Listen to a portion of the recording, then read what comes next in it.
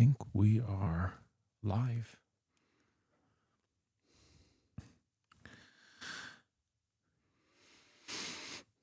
Good morning. Good morning. Good morning. I'm going to start leading. Good. And I want to share with you the main points that I want to focus on with where I'm going / where we are going. This depends on whether or not you are in alignment or not. Okay. Let me just pull up the chat. And that's great that you said that. That's great.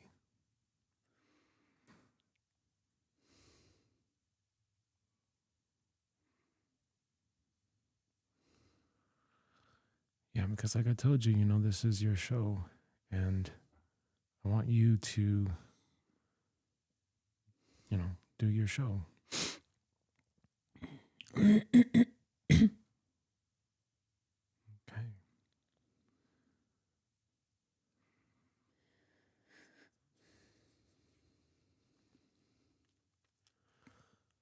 All right.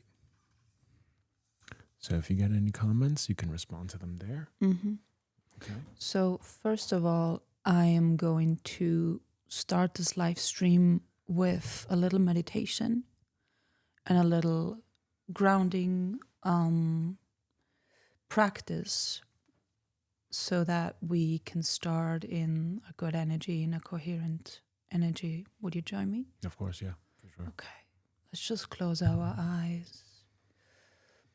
And the reason why I do this is because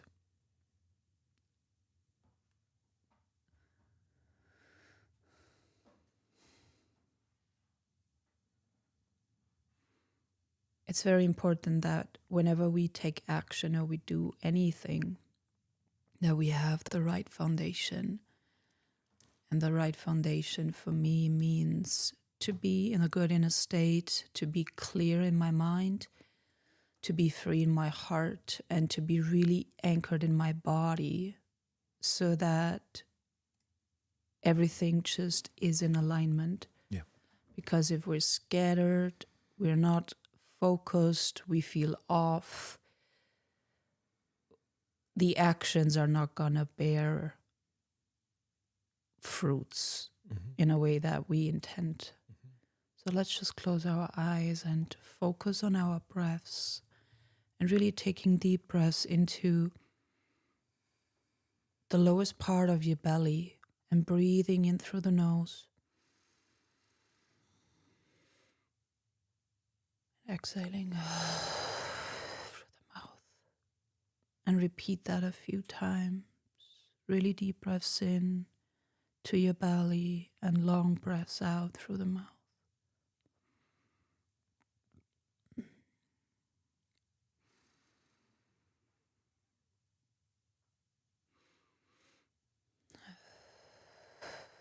You can increase these benefits by putting a smile on your face.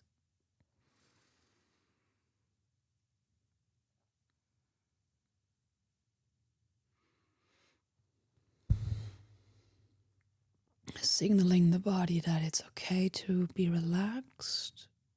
Signaling the body that what we are doing is relaxed. It can be relaxed, and I choose for it to be relaxed.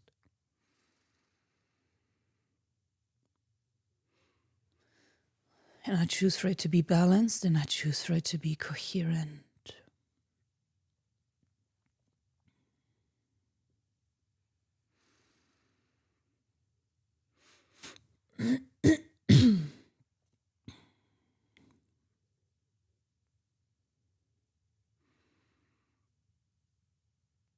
And while it's important to use our minds, it's even more important that we use the fullness of our body's intelligence and that we use the earthly connection and the divine connection, which we're going to do now, so that we can access the full spectrum of our presence and the full spectrum of the intelligence available to us, and to not be just limited to the mind only.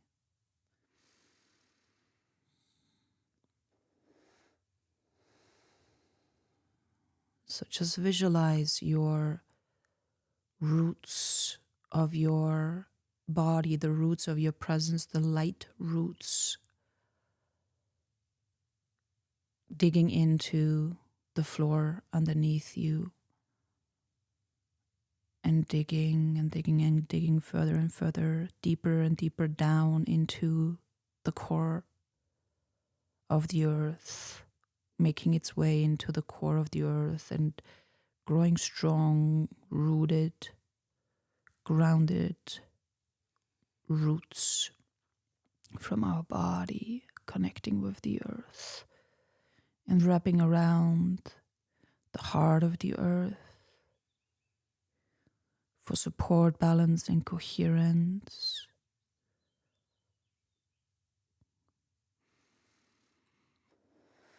While we deeply breathe in and out.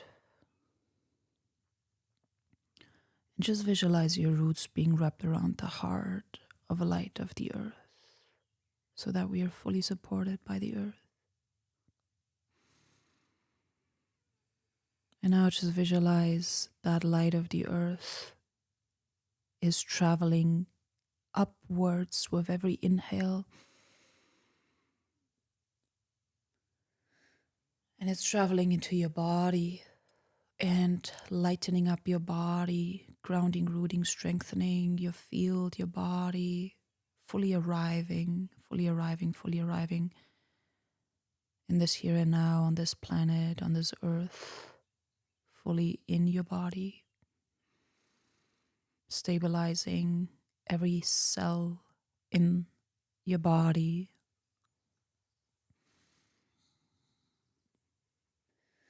And breathing that light of the earth all the way up into our heart. And when we exhale, we now breathe that up through our crown into the cosmos, into the great sun. Just visualize a sun in the universe, in the cosmos, and the light from your body, from your crown is shooting up into the great sun, connecting with the great sun while being connected with the earth's center. And breathing in the light from both the heavens and the earth into your body and collecting it into your heart.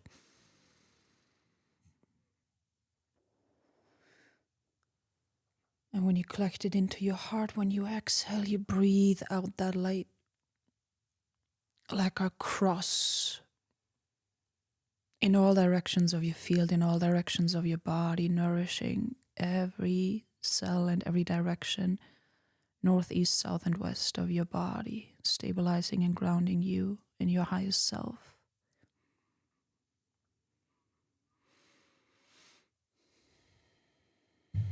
We're going to breathe in the light of the earth and the light of the great sun a few more times. We're collecting it in the heart and shooting it out into our field, expanding our vessel.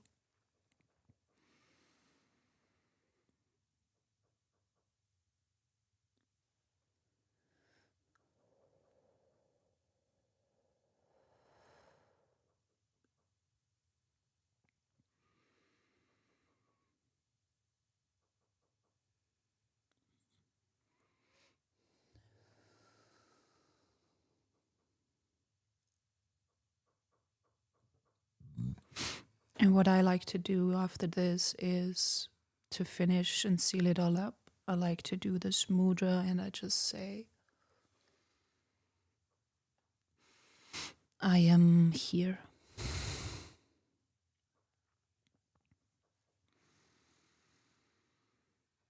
I am here. I am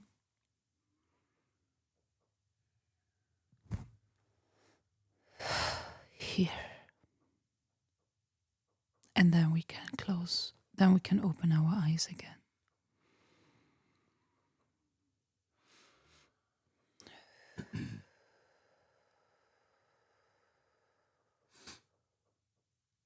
Okay.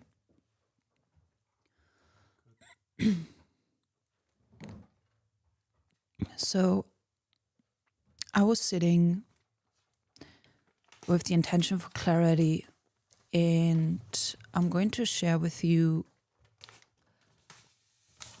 all the points of clarity that came through.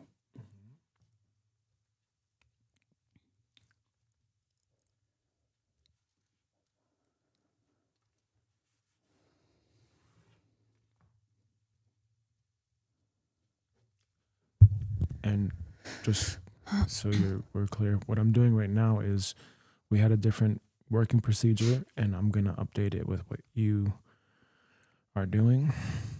So while you go through your thing, I'm going to make the updates over here, and then I'm going to reprint that out. Okay, thank you. As long as that works for you too. Like I told you, you're supposed to be the star of the show. Okay. This is your show. I told you I'm only a starter. I'm only here to help you start.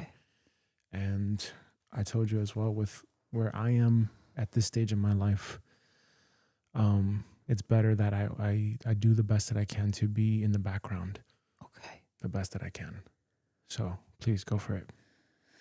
So these are the points of clarity that came through. Start building your offerings. Build your purpose hot seat.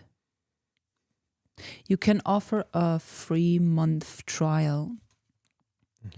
Focus on sharing the offer with your audience that you already have on the website and on social. They can also sign up for a wait list until the offering is ready for launch. Get clarity what your dream buyer wants from us. And this is the refined clarity that came through last night. Our offerings for life purpose and the personal brand, at least my personal brand.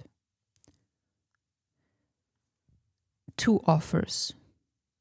The first offer is a weekly 30 to 40 minutes live call for Diksha and light language blessings to activate and bless people's highest timeline, purpose, and soul's work.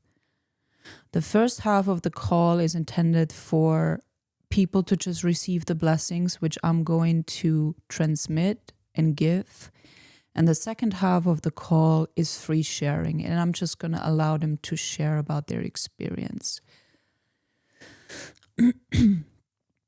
The payment of this offer is either on a monthly basis, where the minimum amount is $30. And if people want to give more, they can choose a higher amount of their liking. The other payment option is they can also pay on a 6 months basis, where the minimum amount is $150, or they can enter a high amount of their liking.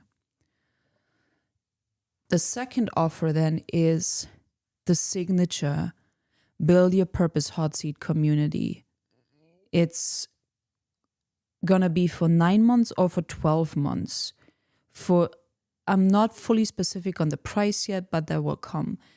The numbers for the price that came through was $3,333 or $4,444 for a 9 months or 12 months container with payment plans available. And the second offer is going to provide an in-depth focus on people's purpose and getting specific with them and helping them to build their new earth soul aligned work, purpose, and mission. Now, the only question is the second offer of the hot seat going to be a closed container, or is it going to be an open container where people can come in and join anytime as new members? Or are we going to focus on one dedicated group only and work with an application process?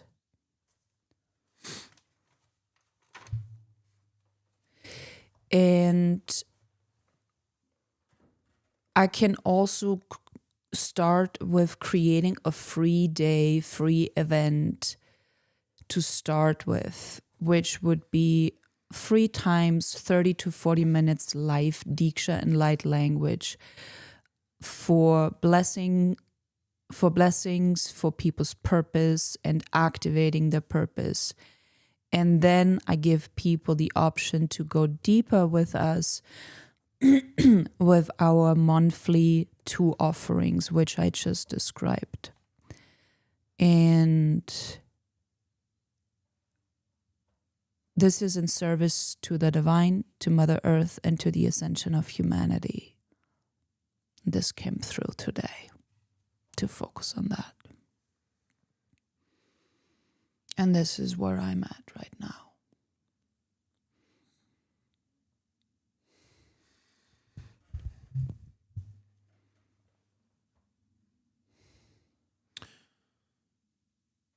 Do you need me to respond with anything? If you have anything. I think I think that can work. I just think you would need to consider your ability to actually deliver on your promise. Mm-hmm. And what I mean by that is this. So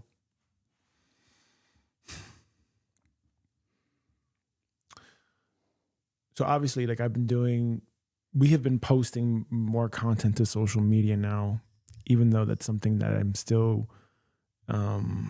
grappling with and how I feel about it and the reactions I'm noticing within myself. But that's a whole different topic.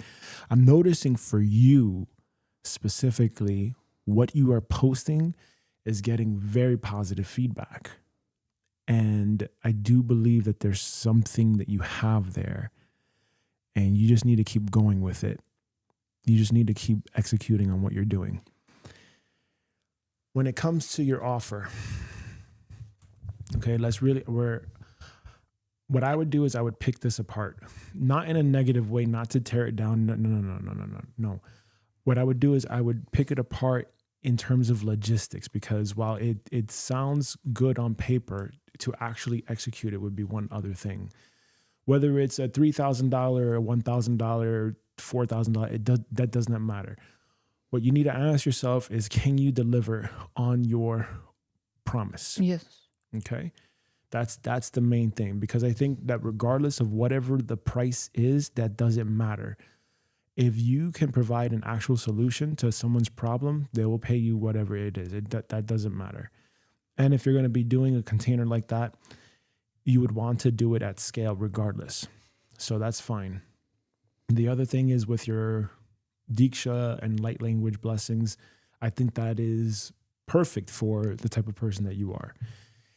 And there's no but to that. And that, I think, is something that you could deliver. You just have to ask yourself and just be really honest with yourself here in terms of delivering that as a service, one to many. And again, I think that's the right approach, is never to go one to one unless it's a very high ticket, high premium thing, which then you're going to sacrifice your time for. So going one to many is great. And you're just focusing on one specific thing. I think that's great. Just keep in mind of your ability to deliver on that offer. So if, let's say, logistically, you're gonna do the offer from your personal brand, and then you're gonna do the offer from Life Purpose, that's 2 offers. Who's gonna deliver that? If that's gonna be you delivering that, you have to make sure that you're able to, number one, figure out the funnel and get the funnel going. And then number 2 is you'd have to be able to realistically then show up to deliver both offers.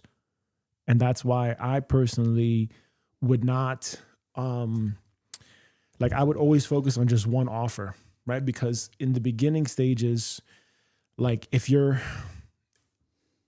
I know that your intention, our intention in mind is to build an online business from the beginning and to build a personal brand. And I understand that. So having said that, a majority of your time would be going towards that. It would be going towards creating content and then distributing that content to these social platforms. So I understand that too. And with the time that you do have to be a human being, to be a mother, to take care of yourself and etc., you'd have to ask yourself if you can deliver on those offers. Now, I understand there's a difference between like 30 minutes every week and saying 30 minutes every day. There's a huge difference. So it's good that you're already thinking, okay, I can deliver this responsibly, reliably once a week. That's good. Just make sure that if you're going to deliver both offers, that you cap it specifically at that, and you consider as to whether or not you should just really just focusing in even on one offer. Because again, if let's say you have lifepurpose.com and you do the hot seat idea, which is a great idea. If you're going to have it on the same day, is that going to be too much for you to fulfill that offer? It wouldn't be on the same day. Right. So one would have to be like a Saturday, one would have to be a Sunday. So then there's that. And then there is creating content. And from what I'm seeing, I already experimented yesterday, and good thing that I'm basically being the guinea pig, and good thing that you actually did not post or try to post that 100 pieces of content in a day to TikTok only, because my account, I guess, may have been flagged as spam or something like this, but the content, I had done like the EFT video at 30 minutes and I had clipped that with Opus Clip, which now just proves to me that Opus Clip, no offense, is a waste of money, because to generate that many clips, thinking that you can distribute 100 pieces of content a day and that the algorithm is going to, or the platform is going to allow that, is not the case. So I don't know exactly what Gary Vaynerchuk is talking about. I don't know if that's a lie.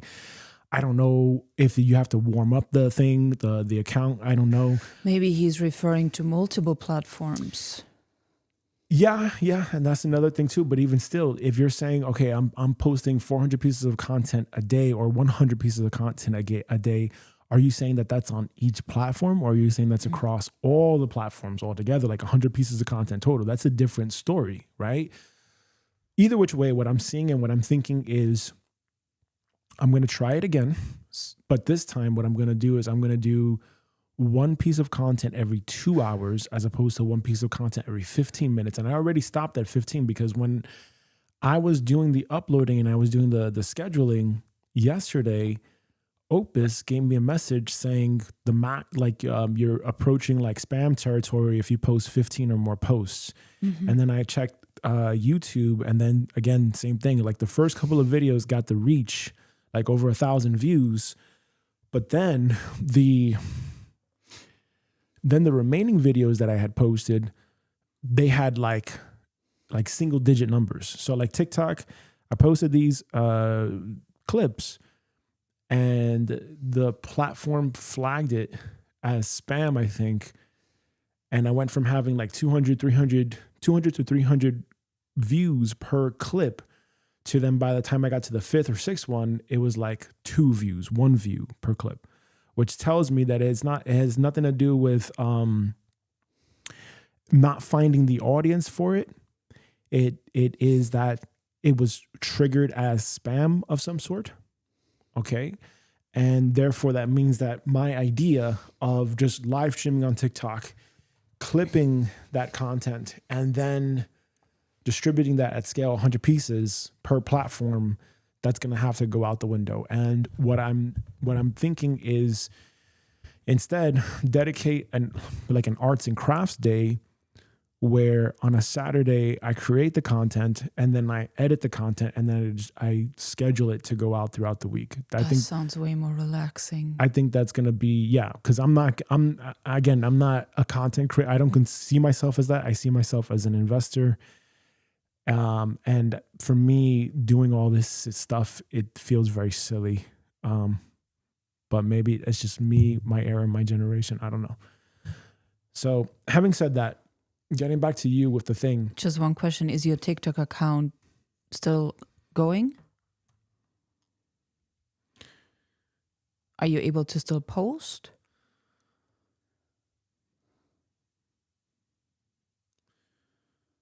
Yeah, it looks like I still have a TikTok account, yeah. Okay. But as you can see here, I had...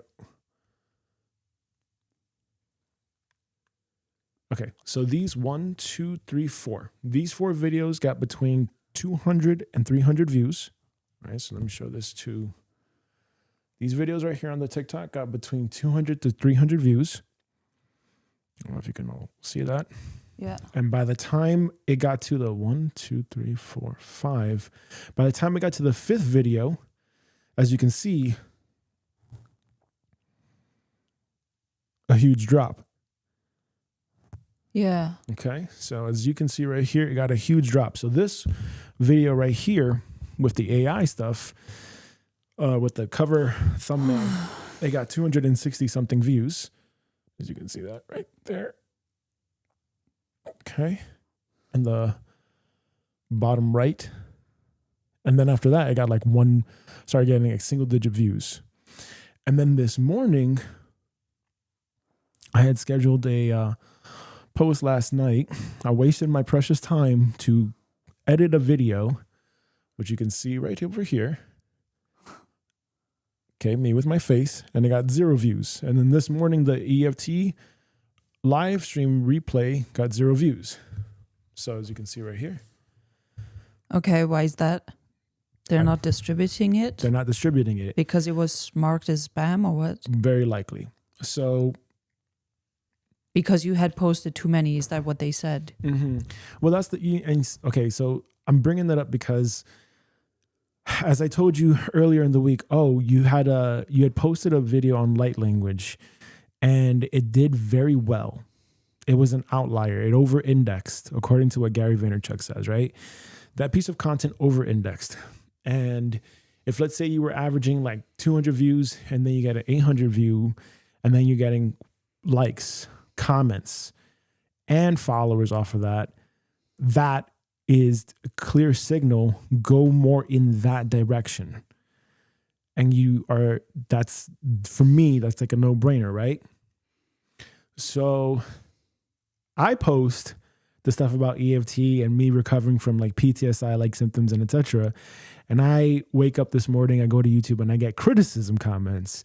So what this is showing me here is, number one, is whatever is the niche that you're in, you want to research and figure that out and really double down on that one, because your content is getting people that may be more aligned to you. And when it comes to your offer, and this is why I'm bringing all this up. So when it comes to your offer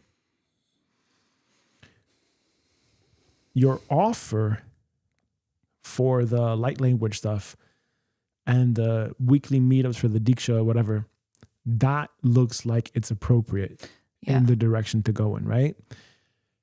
Now, you have to ask yourself for the life purpose stuff when it comes to that community. Are you able to back up what you're saying your offer is and the price that you're going to pay for it? Are you able to back that up? And I don't know if at this stage you are able to. And the only reason why I say this, and I say this very neutrally, I say this with a lot of like care and like I want to see you win regardless, is the following. You have to determine your cohorts. Who are you, like at what stage of someone are you supporting them with their purpose? I don't think it would be something like where you're helping out a high level person that is already like doing it or something, and then they're making money at it on their own, not with a employee or anything, like as an employee or whatever. They're doing it on their own. I don't think that you're at that stage yet. I don't think you're at that stage just yet where you can say, I can help you make X, Y, and Z amount of money and da-da-da. I don't think that's your offer.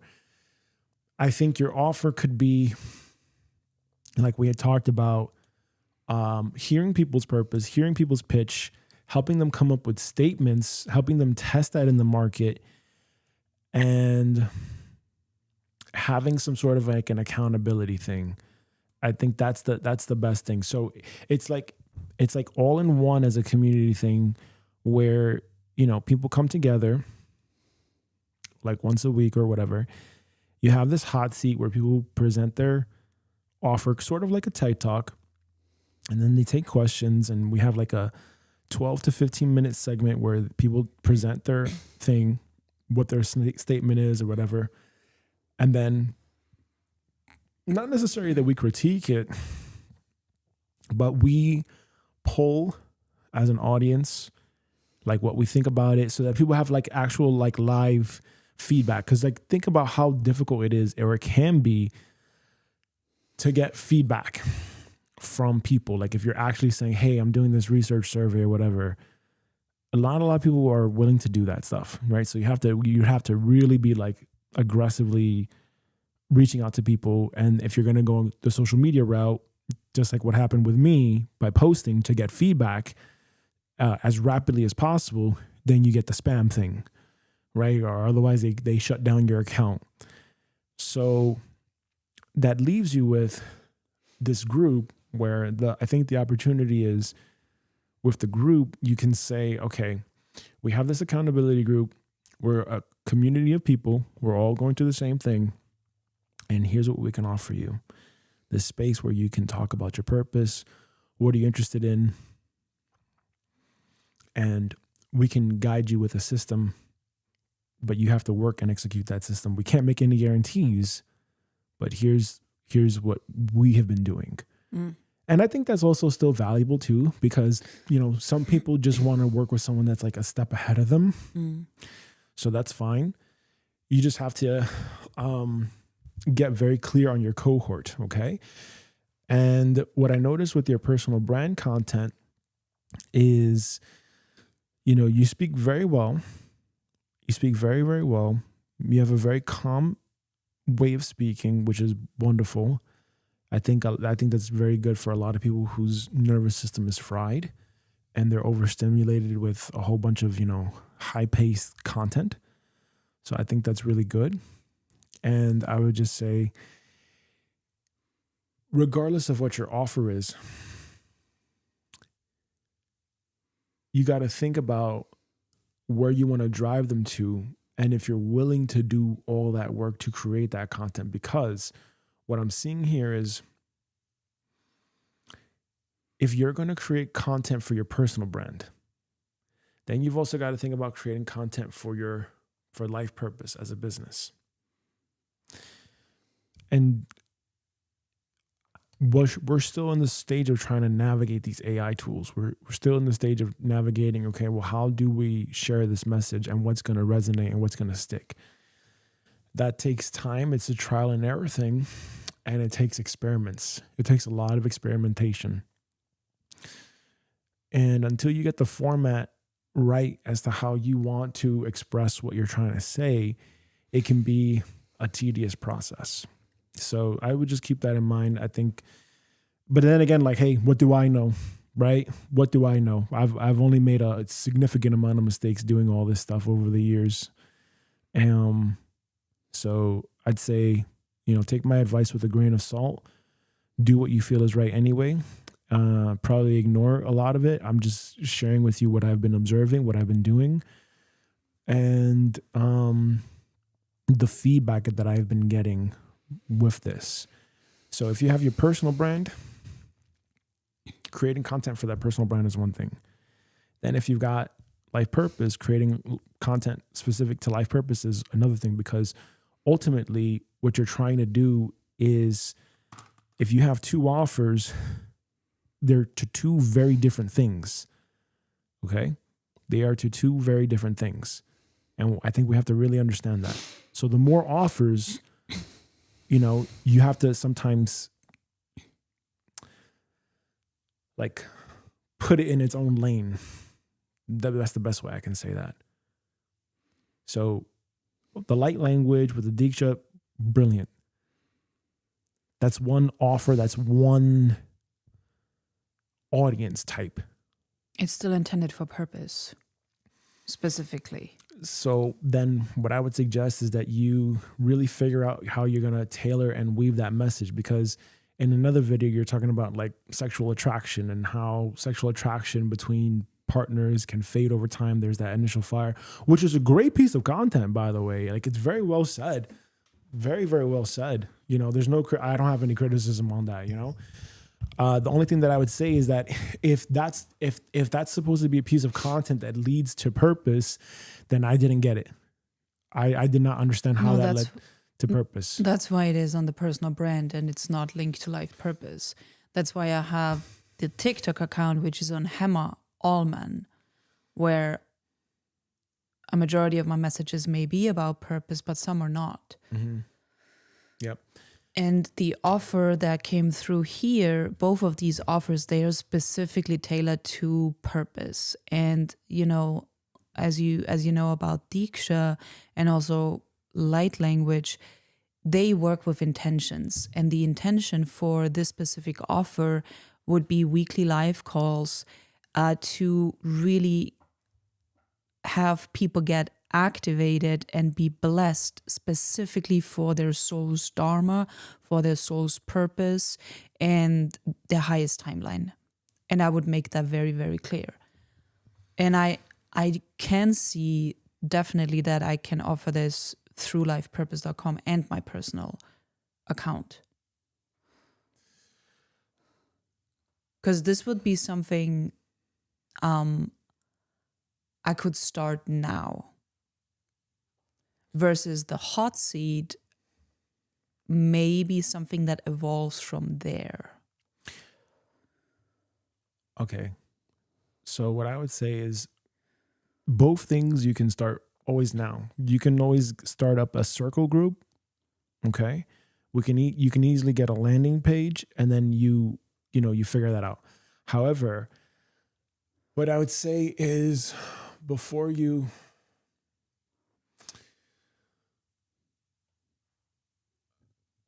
and let's not overthink it. Let's keep it really simple because it can be incredibly simple, right? You have the light language blessings for people's purpose. Okay, great. Perfect. If you're going to do that,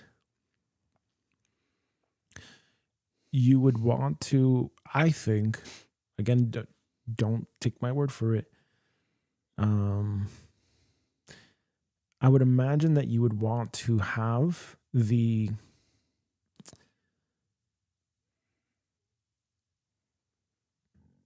personal brand drive traffic to the company. Like we were reading with the Gary Vaynerchuk book, right? Like he talked about the post where there was like a LinkedIn post and they had like 250,000 followers or something like this. And they posted, hey, come to this webinar, but they did it as a business. And because they did it as a business, they basically got like only 11 reactions or 11 people that engaged with it versus if they had the actual person, the CEO actually, say, hey, we're having this webinar, come to this thing. And it's an actual person. It may have been received a lot differently. And that is, again, the same thing that's going on with, I would imagine that's what was working with that group of women that you were talking about from your group, the Holy Fire Sisters group, where they're like micro influencers. They have small followings, which on its own could be very challenging, but when you come together as a whole group, as a tribe, and then you push all towards one thing, it becomes a very powerful outcome, it becomes a very powerful event, especially when you have a loyal fan base, a loyal following, right? So This also reminds me to Lisa Nichols. She has her brand, people know her for Lisa Nichols, but she has a company motivating the masses, which is basically focused on teenagers and children. But she runs her own offerings, doing speaking engagement with grown-ups, which is very different to the actual brand motivating the masses. yes. And I think it is incredibly, especially now. So now the landscape, as I keep researching more stuff about AI and, listening to other people's, like what direction they're pivoting in now. And as I'm looking at this and I'm understanding this, it does make sense. It does make sense that you ultimately want to show your face and you want to build a personal brand because that can evolve with you over the years. That is true. And you must create content that you own in some capacity. So that's, again, the importance of having a blog. I believe that is very true. And when you create on social media and YouTube or anything that is not your platform, you are on rented land. I know that for sure. Yes. So we always want to drive traffic regardless to our email list. I understand that. So that's a funnel already. So step one, create the content, figure out what works, get people to a link, get people to something where you can get their email, and then get them into whatever the offer is. So I understand that.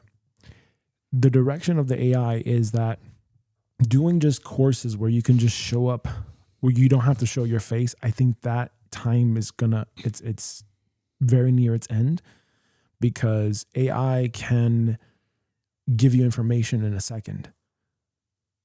Not in a second, but in seconds, AI can give you information. Probably like 5 minutes tops. You can get a whole bunch of information gathered from multiple websites. So that's not going to be anything that's like sellable, I think, in the future. I think information is not really going to be a sellable thing. I think it's just going to be, you have information that's distributed to you for free. I think the thing is having that community aspect of it, whether it's online or in person. And then, of course, the experiential stuff that we have talked about. And that's where I sent you the message about Gary Vaynerchuk, and he's talking about the importance of like having in-person groups or in-person events or something like this. That's going to be, going back to analog, especially as AI, can do pretty much, can outproduce a human. There's no competing with that, right? So the business model is going to change. How you do business is going to change. So therefore, your personal brand for sure is going to be an asset in the future when you understand how to easily let go of an idea or let go of a business, sell it, deprecate it, whatever, and then move on to the next thing. I think that's going to be super important. So getting back to this is with your content stuff. We're still in the stage of content. Like, how do we create content that is going to resonate with the right audience? And it seems like the content that you have created so far is resonating with a very specific audience. And you just have to ask yourself if what you're posting is congruent with who you want to attract. Because again, you still have not done the cohort. I did. I sent it out on Signal a while ago. It should be a pinned message. So can you tell me off the top of your head who your cohort is?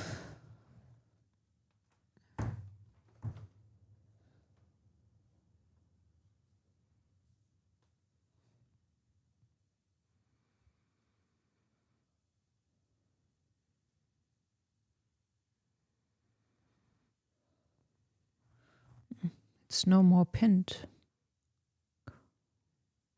There should be in the future, there should be a database where you have a list of your different cohorts. And that's what I'm working on with the system stuff. There it is. I just typed it into the search bar.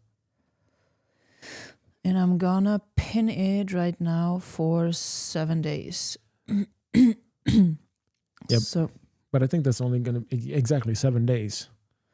I think you're better off just copying that to me again and then pasting it. So that way, we can put that in the database. yeah. I know you have these databases.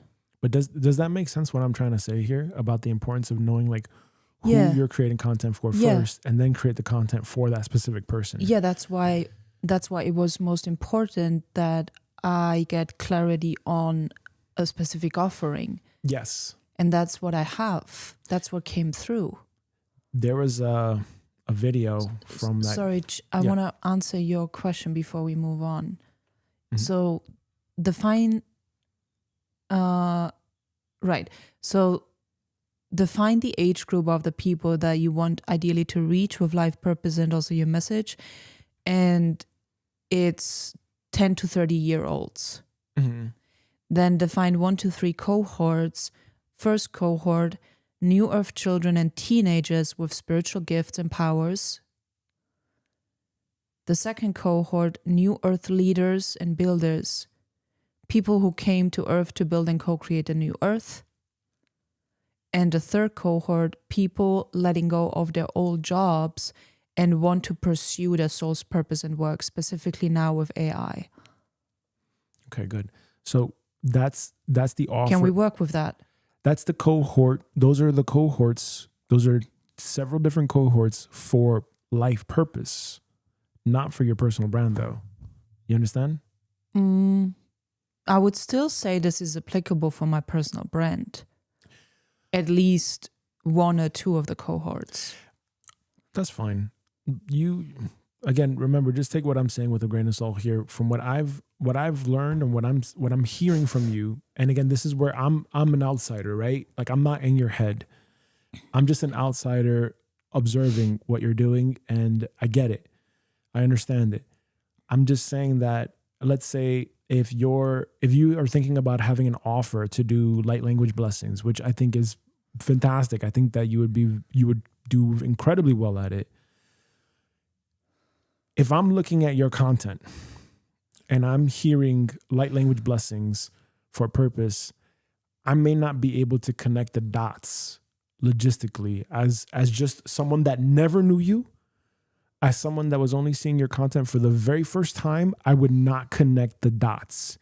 If I hear you going, I don't know how you do the light language stuff. Like I don't, that's not my thing. So if I hear you doing that, I'm not going to connect the dots that you're going to be able to help me, a 37-year-old man or whatever, leave my job to build a personal brand or to build a business because I'm concerned about the AI revolution that's happening right now. Mm-hmm. Like I wouldn't connect that dot and I would completely just skip you. Right. You understand? And that's where the importance of the feminine and the masculine comes together. And what I see is that what I'm seeing here, the first offer, which is the blessings to activate people's purpose, and it's very feminine. There is like, you can't really intellectualize it. But then you also have the masculine, and that would be more the hot seat community, where it's the way I see it, it's way more with, including the masculine energy of logic, of structure, of analytical things, and actually having the mental body understand things, versus the light language and the Diksha. It's very spiritual, it's very metaphysical, but it speaks to your soul, and that's why people resonate with it. They're like, in the comments, they're saying, oh, like I remember this language, like I remember what you're saying, but it goes beyond the mind. And that's why the mental body is like, what is this? It doesn't make sense. But the light language, it's like the language, it's a coded energy for your heart and for your soul. Can push your thing down. So if you rotate it vertically like this, like you see like your muff. Your muff is Oh. yeah. Okay.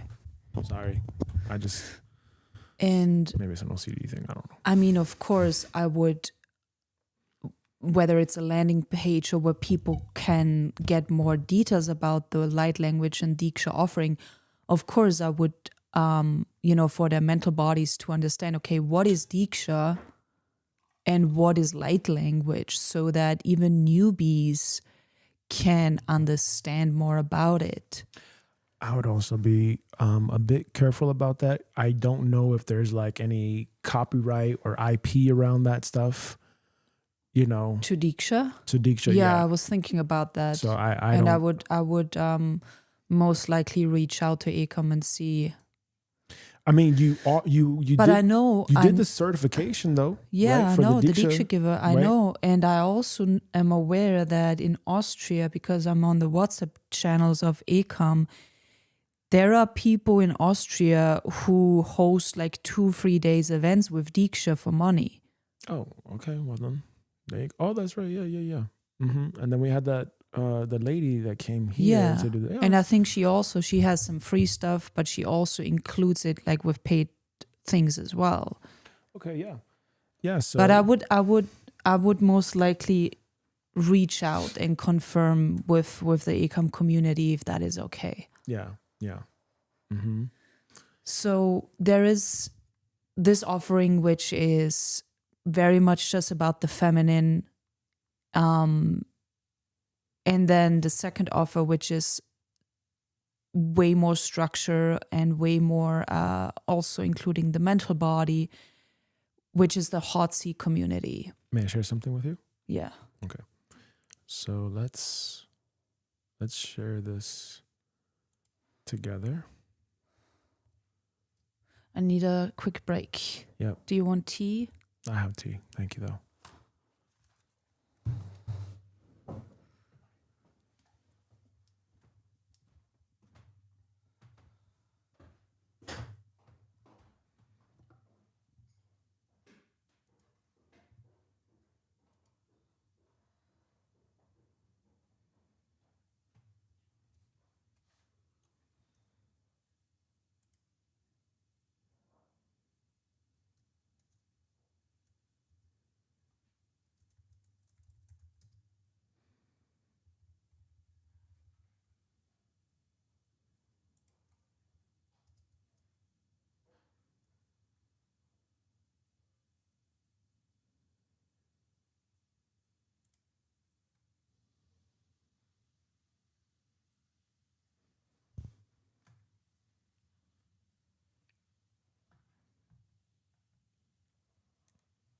Let's take a little break.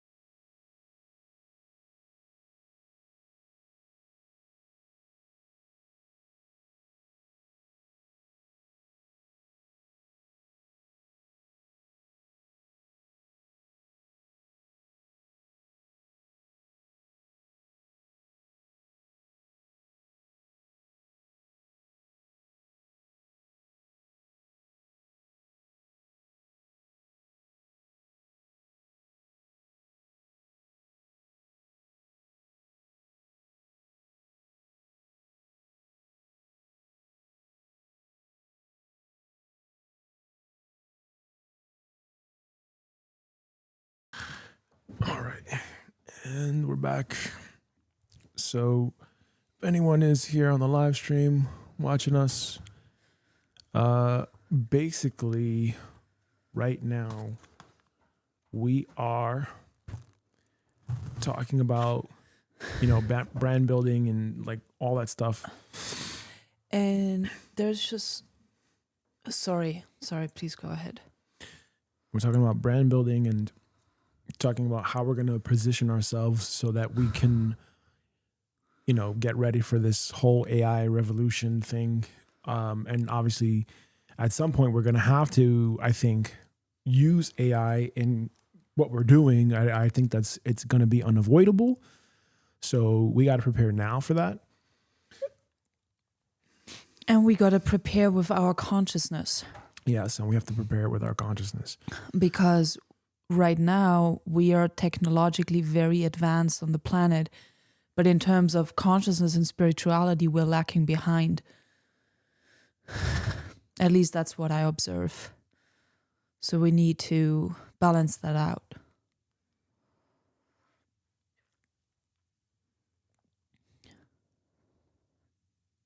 Second.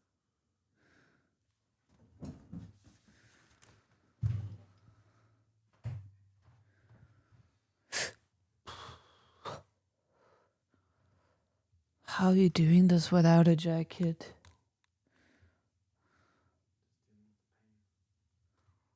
Why don't you wear a jacket? I have an idea too. Whenever you come up here, bring the microphone because we can then hear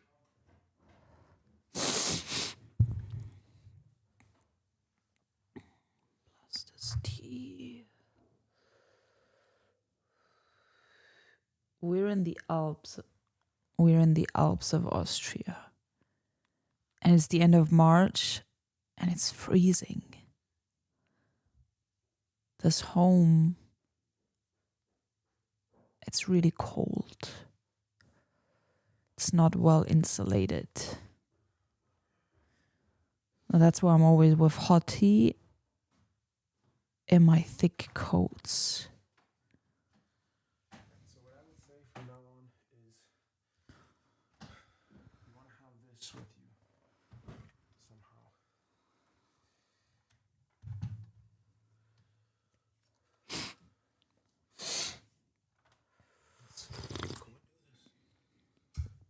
All right. So,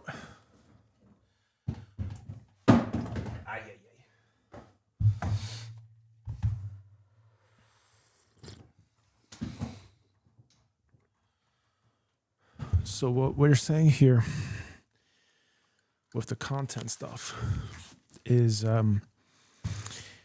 because we're in the era of the AI stuff, we have to get prepared for this. So I don't think there's any other choice.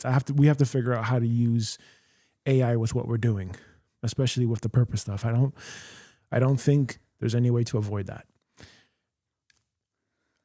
And I think those that don't use AI and that are resisting it and that are afraid of it, it's gonna be a hard time for you. Same thing like with social media. The people that have resisted it versus the people that have just said, you know what, this is what it is. I'm gonna embrace it and actually like did it professionally. I think those are the ones that have done incredibly well, right? So don't be afraid of it. Learn how to use it to your advantage. When it comes to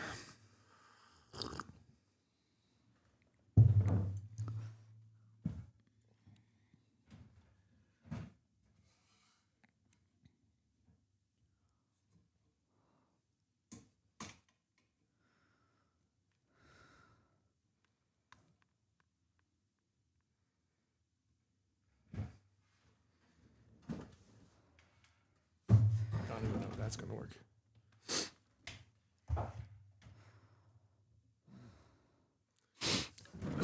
Would you?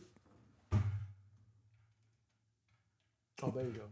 That actually could work. What if you have it here and it films you from here? Oh, yeah. Oh, yeah. From that angle, right? But then I have to press the record button. I can do that. You just let me know whenever to press it. Oh. You want to try it? Hold on a Oh, there we go. There we go. Like literally behind the scenes. Okay. So I'm gonna mic you up with me. We're gonna mic up, Mikey. and I'm gonna give you this one. All right, just put that on your thing, your shirt.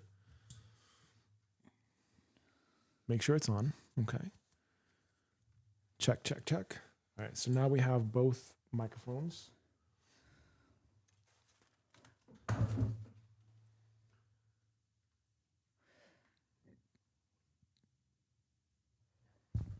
Okay.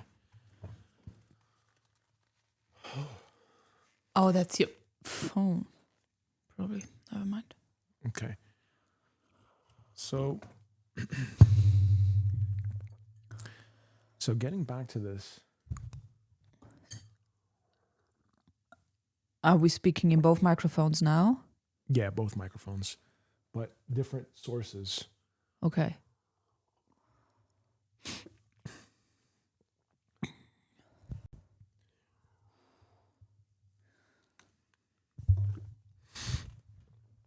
Let me record this. I'm going to record this thought here. All right. So right now we're doing our podcast for Life Purpose, and we're talking about how, regardless of where we are right now, regardless of our resistances or people's opinions about AI, I think that regardless is something that we have to embrace at some point, and we have to learn how to use it now. So the question to ask ourselves is, how are we going to use this now, and how are we going to get comfortable using this now, so that by the time that whole AI takeover happens, we are positioned in such a way where we're not so dependent on it, and we use it as a tool and not have it use us. And this is what we're now talking about. Hema's building her own personal brand. I'm building my own personal brand. And now we're talking about what is the offer and what is the core pain and need that we can solve, and what is the intersection of all of this where we can come together and create about this.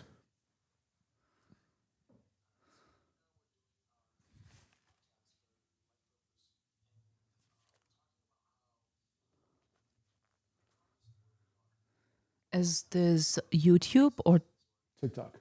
okay? That was a live video or no? Right. No, that's a recorded video. Okay. So I would encourage you to do this as well for your thing, where we can switch. And again, this is where we want to have our own little microphones like this, because we're recording from this, we're recording live stream, but then we can also be recording behind the scenes on the phone. Okay. And doing the TikTok. So should I get my tripod? Well, that's up to you. That's up to you and what you want to do. But this is what I'm gonna do. Okay. So again, that's up to you. Okay. I think you have your own format, so I think you're better off just sticking with this. Let me just write this idea.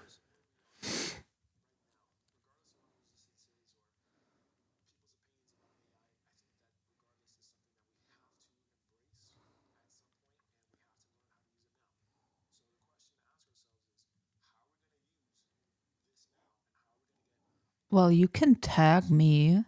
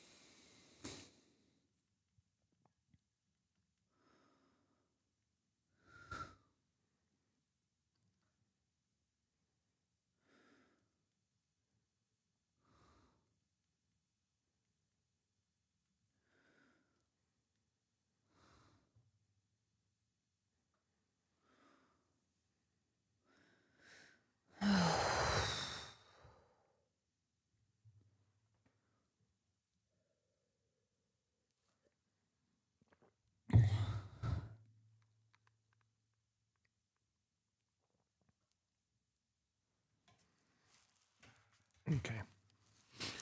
So, getting back to the point of all that. Are we leaving these on? Yeah, I'm going to leave mine on. You can put yours away if you want to, or you can, if you have a thought, you let me know and then we. Okay, so this is linked to your phone right now. Yeah. You know what Okay. we can also do too is we can just leave it here. We can just leave it here. If you have an idea, something that you want to record, what we can do very easily is I just have the recorder up like this and I put the video up. And then you can record, we can record it. You can record what you're saying here. And then it's going to upload to Google Photos. Okay. And then you can download it from your phone. So Okay. that's an advantage right there. Okay. So we're just going to keep that up like that. And I think that'll be fine. So if you have a thought that you want to record to social, to your thing, if you want to do that, then we do that. And then you just download it from Google Photos. All right. Getting back to this. Do you know where you stopped? Otherwise, I also have something that I want to bring in. Yes. So what I was trying to share with you here was the following. If we look at the screen, okay, let's look at Notion. So I have already now outlined the entire operating system for our content creation stuff. So this is going to be equipped and capable of producing content at scale, many different formats, testing many different theories and ideas, and getting feedback as quickly as possible from the audience. And we've incorporated the Gary Vaynerchuk model as a layer 3 concept. So we have our cohorts, we have our platform and culture, we have our story types, we have our entire sequence for the strategic organic content. Okay, so we have here the SOC production hub. We have amplification. So we have our amplification where we're going to be doing ads, how we're going to run modern commercials, what's going to be our PCS strategy, and we're going to also track with our metrics. So we have this entire system now outlined, and I will be creating, updating the property schema, creating the agents, etc. Now, what I wanted to emphasize here is the following. It's the very first layer. Okay, so what we're going to do is we're going to just go and highlight and look at only the very first layer, which is 6 key databases. Okay, so for us, we're not going to be creating content on cars, right? I think fair enough to say we do not care about cars. Cars are useful for us to get from point A to point B, but how it works for us, I don't care. I don't know if you care about that. And I don't think that you're interested in like, what's the latest car, right? So the idea here is we want to start top funnel and then go down so that by the time we get to creating content, actually putting ourselves on camera, we have a very specific idea of what we're trying to do here. So every conversation, everything that we're saying, it's tying back into our offer ultimately, and ultimately what we're interested in. Because if we're not interested in talking about something, I think it's kind of wasted effort because we're not going to be so passionate or interested in about it. And we're not going to speak from heart and soul, which I think would be the differentiator between us and artificial intelligence. And I already can see how this ties into the hot seat program. This would be included in the offer. Yes, that's what I'm saying, because this is really useful. Mm-hmm. And we can already guide people. It may be a specific group of people where we are a step ahead. We're like, hey, this is what we have. This is what we can give you. And I think this is more than enough. Yeah, no, for sure. And that's exactly right. This is more than enough to get people started. Yes, exactly. And what I think is very important is the following. Working on someone's, how they feel, very important. Working on their beliefs, very important. Working on the strategy. Strategy is incredibly important, right? So the strategy is this. It's having a system and working a system. So this is going to be like the brand. This is going to be one layer to it. And then there's also going to be the purpose layer, right? And that's a pretty big system if you think about it. and how you work that system. And this is where someone gets their interest from, and this is where someone gets their ideas. Now, importantly, this is why I'm bringing this up. This is why I'm showing this, okay? So I just need your ear for another minute, and then we can go to the rest of the show, is the following. As we move down this funnel, the way that it's going to work is as we move down the funnel, we have our about me, which are our interests. What are we interested in? What do we know how we can talk about? What do we like to talk about? Then we move on to what we want to be known for. So think about like keywords that you want to be known for in your specific niche or industry or whatever. That's what we want to think about, right? So what are the core keywords? And we've already written that down. But then from here, okay, I know that you mentioned the offer. The offer is still not, in terms of priority, in terms of order, we need to address what is the core need and pain of our audience. Okay, we need to understand what it is. Okay, and I've been doing this back and forth with ChatGPT over the last days, basically, for 4 hours every single day. And this is what we ultimately came down to understanding. Before we have any offer, we have to understand what is the core need. Why is it that they are consuming your content to begin with? What is it about what you're saying that is resonating with them? Okay.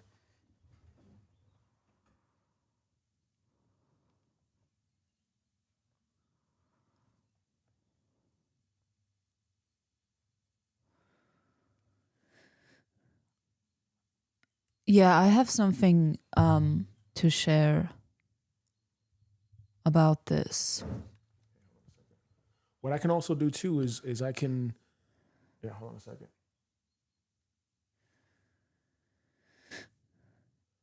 Gabriel and I, we're just creating our offering, and we're at the point of getting real clarity on what the core pain and the core need of our client is.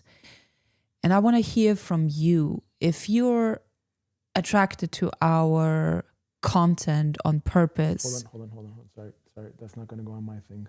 Oh, okay. Then never mind. No, that's good. If you're going to post that, that's going to go on your thing, because that sounds very, like, I don't know. It doesn't sound right for what I'm trying to do here. I thought you were going to say something else. So if you want that, I'm going to post that for you. Okay. So I'm going to record that and you do it. I'm in the process of getting more clarity on the core need of everyone who is following my content on purpose. And I want to know from you, what is your main pain point? And what is your need for your life's purpose right now? Are you already living your purpose? And if you can receive help, leadership, guidance, then what is it what you need right now for your soul's work and for your soul's purpose in the new earth paradigm? Let me know in the comments. That's good. Okay.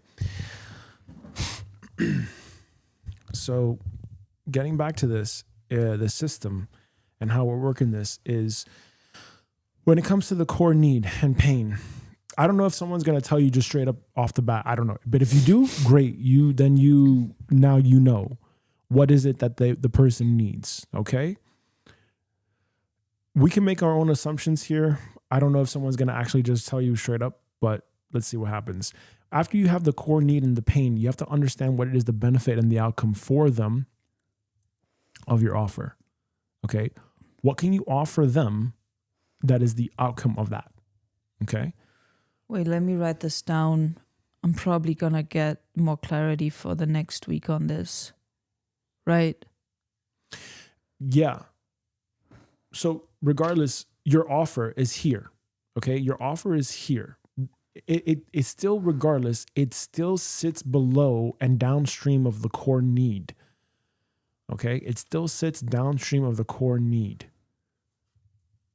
Let me actually reconfigure this.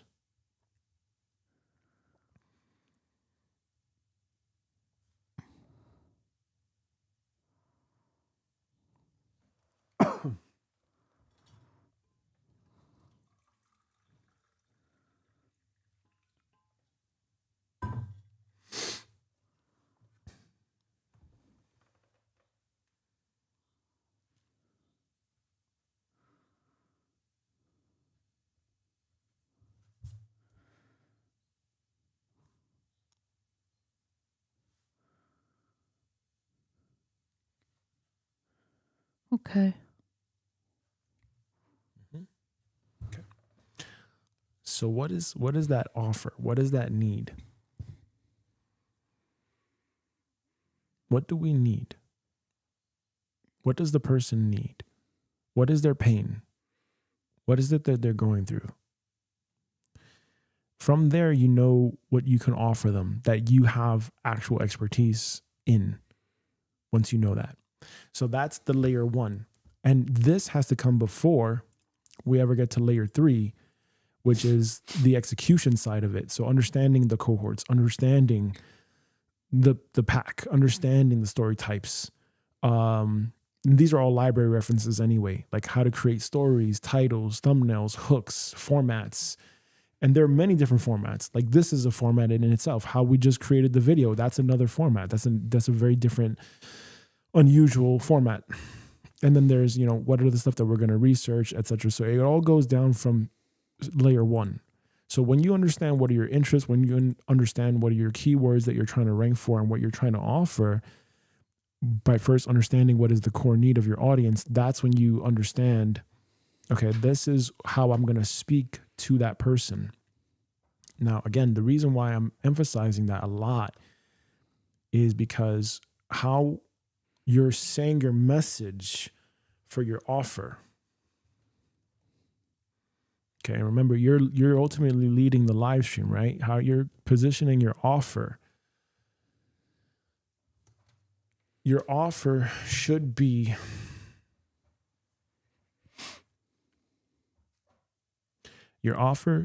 always be in consideration of what you're talking about as you post your content. Okay?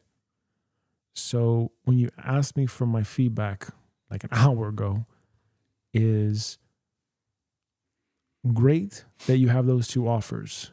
Just think about, are you going to realistically be able to produce content that is for both offers, like individually? Because I don't know, maybe you repost it to the other account. I don't know how that's going to work, and I don't know if you're going to get flagged. But what I'm seeing is that by me posting the clips, that automatically got flagged by TikTok. So I don't know, So I would just share that and put that out there. And otherwise, I think you just have to now test it. You just have to put it out there, and you can do that very easily. You have a Zoom call, you have a Zoom link, you need a checkout page to a subscription.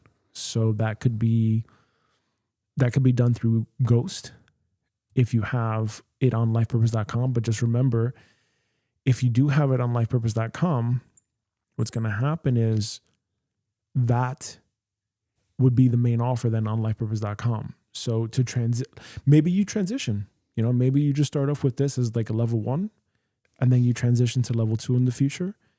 But just think about this now, like either which way, it's going to take work. Either which way, you're trying to build to the next thing. And if, let's say, you have a whole bunch of people that are on this light language and blessings thing, which would be great. That's great. What happens if you decide to now pivot to the life purpose? Or what happens if, just think about those logistics, I would say, or maybe not, just ignore me. Just consider, though, what is going to be the best for you long term, or what's going to be the best for the customer long term. Because if it's ultimately going to come down to the customer, right? Like, what is the customer going to want? Well, the way I have seen it was that the first offer, which is the weekly 30 to 40 minutes Diksha and light language blessings, is a container where people come and go on a monthly basis. It's pretty much little commitment for the people attending. And it's very open. It's very basic in a sense. And people can come for a month. People can come for 6 months. And the second offer is really for committed people. The Build Your Purpose Hot Seat community. people who are really sincere and committed in living their highest soul's work at the highest level possible. And however we can serve them with that in terms of the metaphysical side, the spiritual side, and the practical, tangible, physical side. And that's why my questions, which I still need to get clarity on, is the second offer going to be a closed container? Should we have a focus group where we go really deep with people versus having it be an open container where people,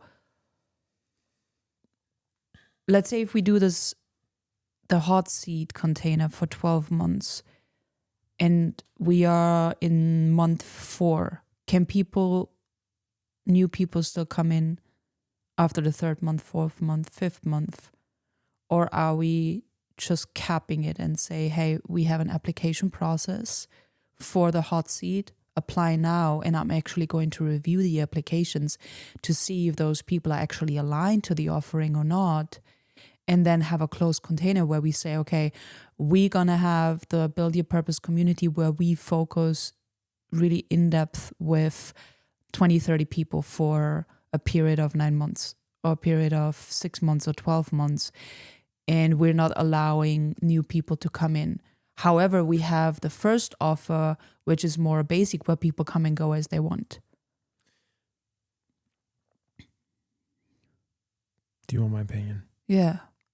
My opinion is always have a 12-month offer, no month to month on something like this, because you want commitment. You talk about the second offer now. Yeah, the Okay. purpose thing. So the offer that you're saying for $3,333 or $4,000, whatever, 1 year, first month free, see how they like it. No credit card, no obligation, no nothing.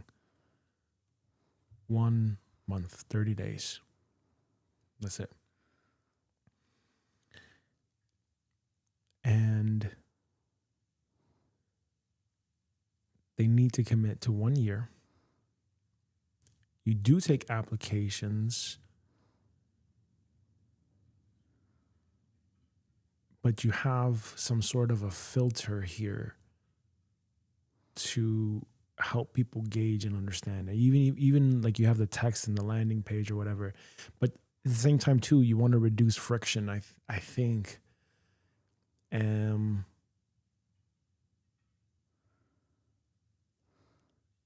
I think ultimately what you want is ongoing rolling admission where people can come in and they can test it out.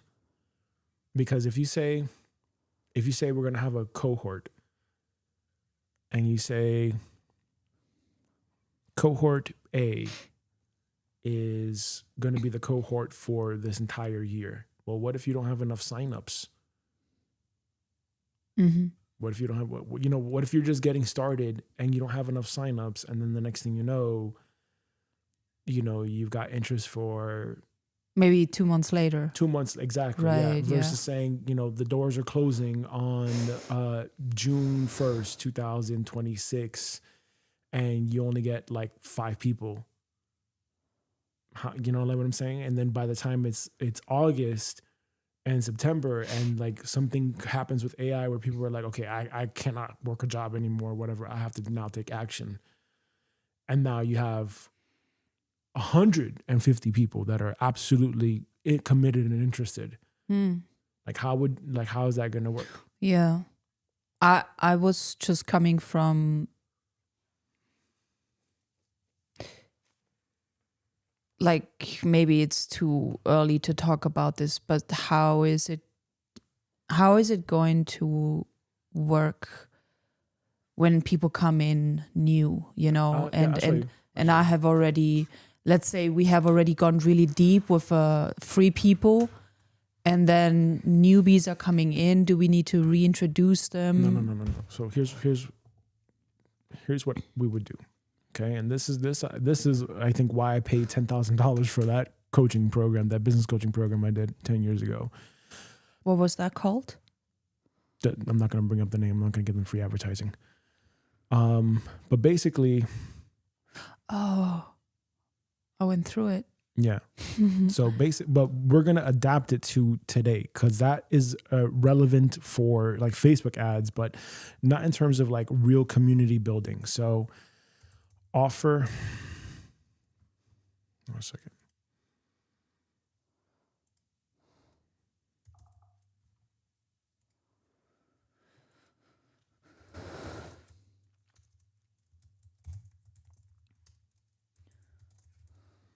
Okay, so let's think about this here. So we have this big, massive funnel. Okay. Big, massive funnel. And the idea here is we want, when people come through here at this very specific spot, That looks like a womb and a cervix. they enroll. Yep, maybe. They enroll into the offer. Okay. So let's start top of funnel. So the idea here is top of funnel is your content. Okay. Or as Gary Vaynerchuk says, your strategic organic content. Moving down that funnel, people go to your page, they go to your landing page. Okay. Okay. Maybe you have an email offer. Okay. And then after this, well, this is actually where this would go. Then you actually propose the offer. Okay.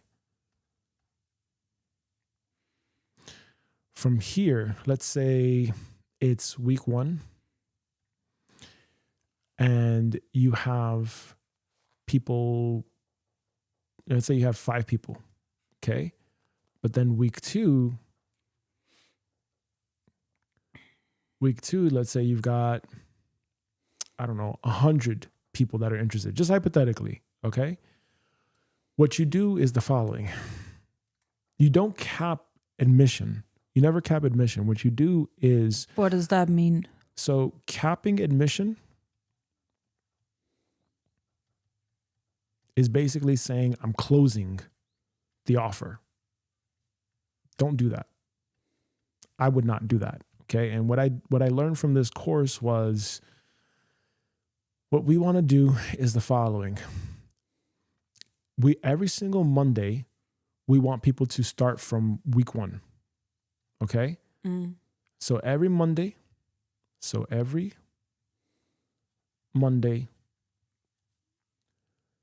new cohort can come in. So this is going to be a recorded way of community, kind of. So what this is we have a video course as a standard. Okay. We have a video course as a standard.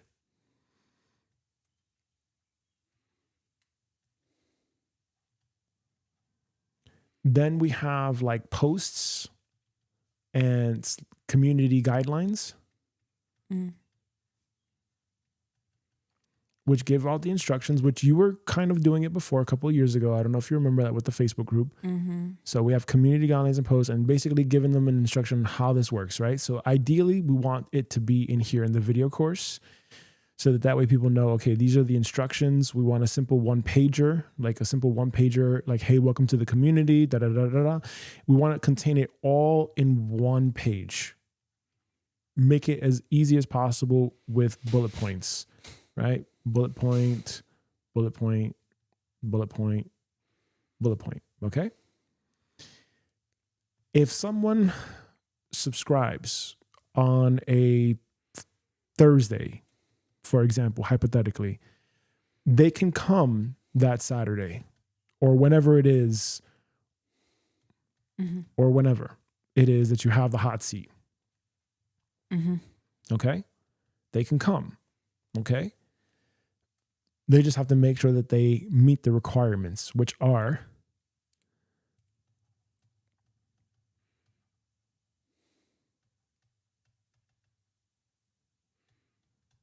number one, they filled out form for hot seat.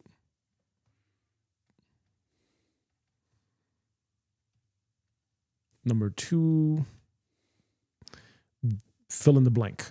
Fill in the blank. What are the requirements that you need for someone to come into the hot seat and actually benefit? You know, they need a presentation or whatever, you know? So just a question here.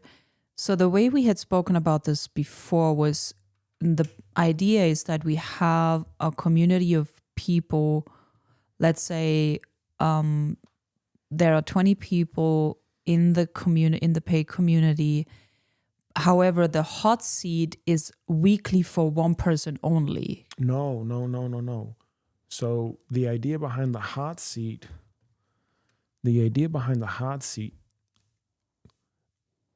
let's just confirm this so that we were on the same page here. So we have, let's say, a Zoom call, okay? And let's say hypothetically 300 people come to the Zoom call, okay? What we want from here is us, and then that's one person, okay? And they present, okay? Yeah. They present. So it's one-on-one, but we cap the hot seat time to 30 minutes, okay? Okay, so there is one person out of 300 people for the hot seat. Hypothetically. For 30 minutes. Hypothetically. And what we want to do is we want to do maybe 4 to 6 rounds, right? 4 to 6 rounds of in a hot one seat call. In one call. Oh. At bulk. Okay. Interesting. Okay. So then this is more like a mastermind. However you want to see it. So it could be 300, it could be 3,000. It doesn't matter. It has to be scalable. Okay. So let's say if we have 20 people that want to do a hot seat. Okay. If we have 20 people that want to do a hot seat, well, then that's when you need to hire. Okay. That's when you need to hire. You mean hire more who can replicate us? Exactly. To have more Zoom calls. To have more breakout rooms and hot seats, okay. right? So let's say, because I know that that's a thing that Zoom has. We have like a breakout room, right? And the breakout room is when smaller groups come together. So out of 300 people, we have maybe groups of like 15 or something like this. All right. That's the thing you got to think about. Like, how is that going to actually work? And that's also where it's good to have a higher ticket offer, like 3 to 5K, even for a year. That could be quite a bit of cash. But that's again a commitment thing, right? And some people may not come to that hot seat. Some people may not. And again, you could even say, hey, it's from 30 minutes to 15 minutes or to 20 minutes. By doing just a simple 20 minutes, instead of doing 2 people per hour, you're able to do 3. So you're able to get to three rounds, 3 hot seats in an hour. Okay.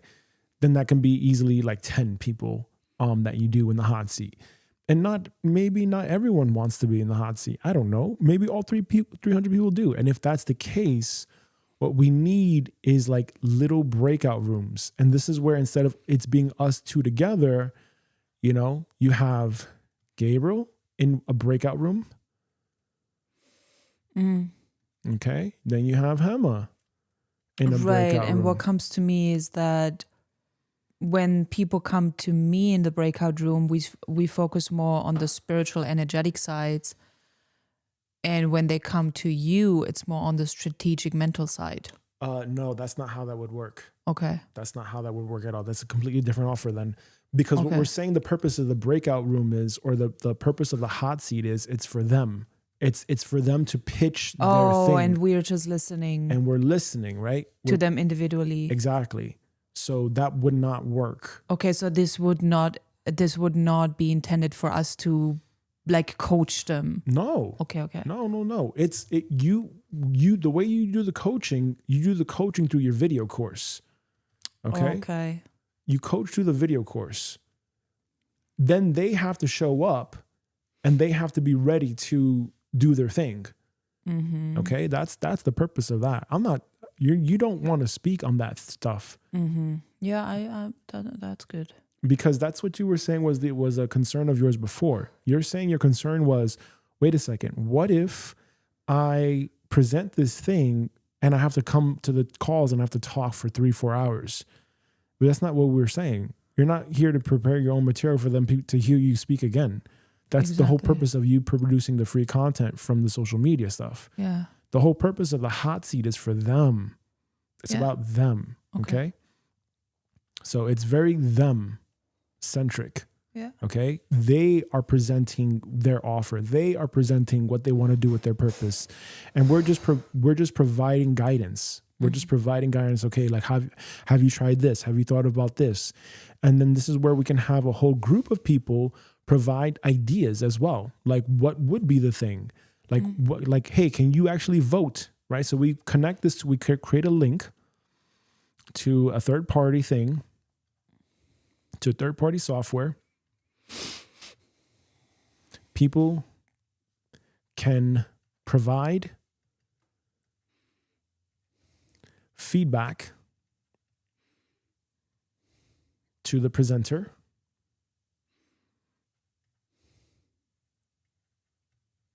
They can provide the feedback to the presenter.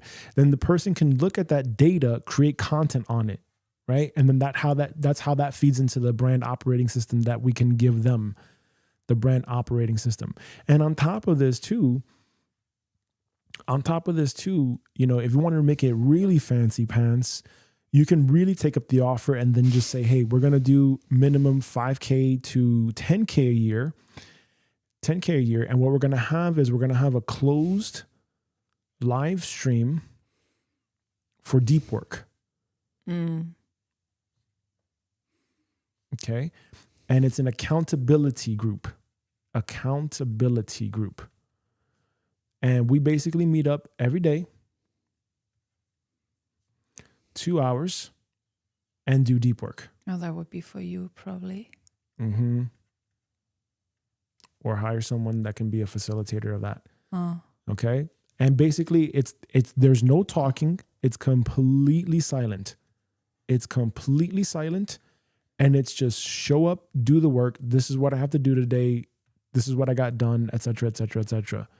And we can have like a form for attendance.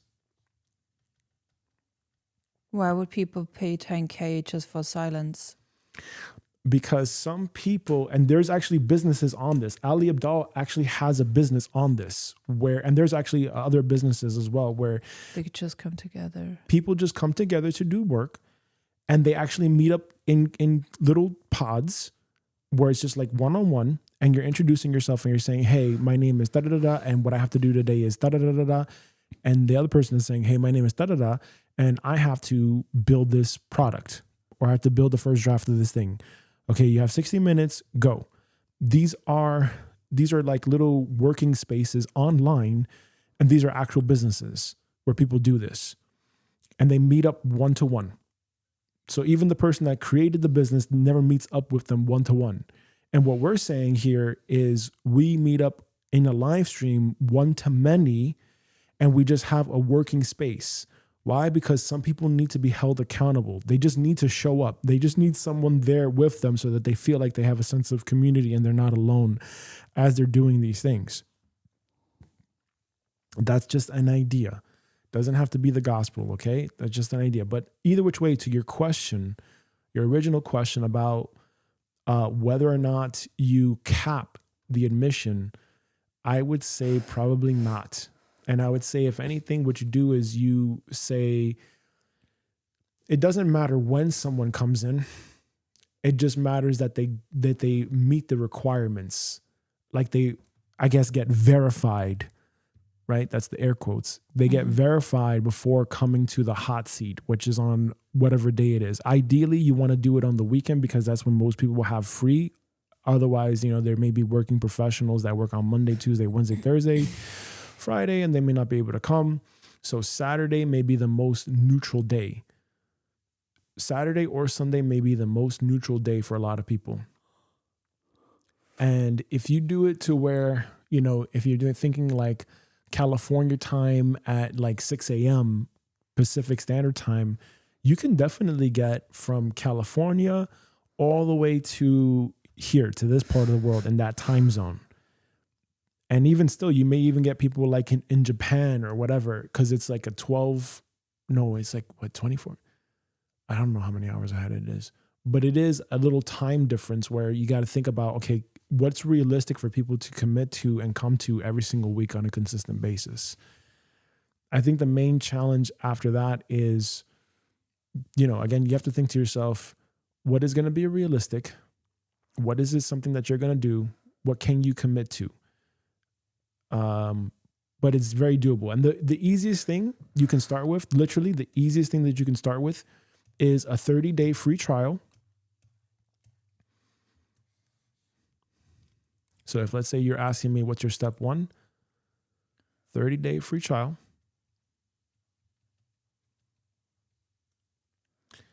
You create a circle community. Okay. And you let people come to the hot seat. And even if it's just one person, you just let them come to the hot seat on a free trial. Let them experience it. Let them see how it feels for them. And you just do your best to deliver. That's it. And you just get feedback. That's it. But again, in order to do that successfully, holy crap, it's snowing. Oh. Let's actually take a little pause so that we can show that on the... That just came out of nowhere. Yep, hold on a second. And that's what I meant. This happens here in Austria during March and April. I was out in like my bikini suntanning a couple of weeks ago, and then you have a few days later ice cold. And it's snowing. That's a beautiful view. Mm-hmm. All that pretty snow. And you're still not wearing a jacket. Okay, getting back to this, getting back to the offering and all that. Wow, this weather is so unpredictable. Mm-hmm. Does that make sense? Yeah, it does. So the MVP. So it's gonna be a hybrid of course and community. Yeah. And basically, again, to make it lightning fast, right? Lightning fast is outline, 12 months.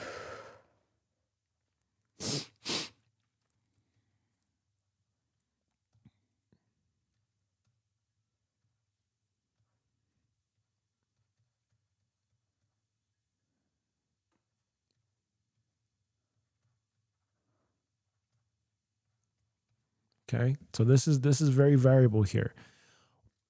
Outline, 12 months of video course, 1 lesson per week, 1 lesson per 2 weeks, 1 lesson per 4 weeks. I don't know. That's up to you to decide. Okay, so if there's, let's say, 52 weeks in a year, there's 52 lessons. Okay, 52 lessons, 52 weeks. If there's 1 lesson per week, right?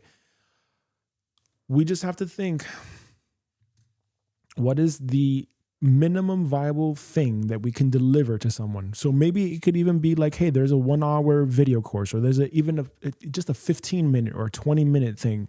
No fluff. We have it scripted. We read it from the prompter. You read it from the prompter, and you guide the customer through that journey. So what would be the number 1 thing they have to do? What would be the number 2 thing they have to do? And you don't do it all at once. Yeah. We're not going to make that mistake. I'm not going to make the mistake again of doing it all at once. No, it's going as you go.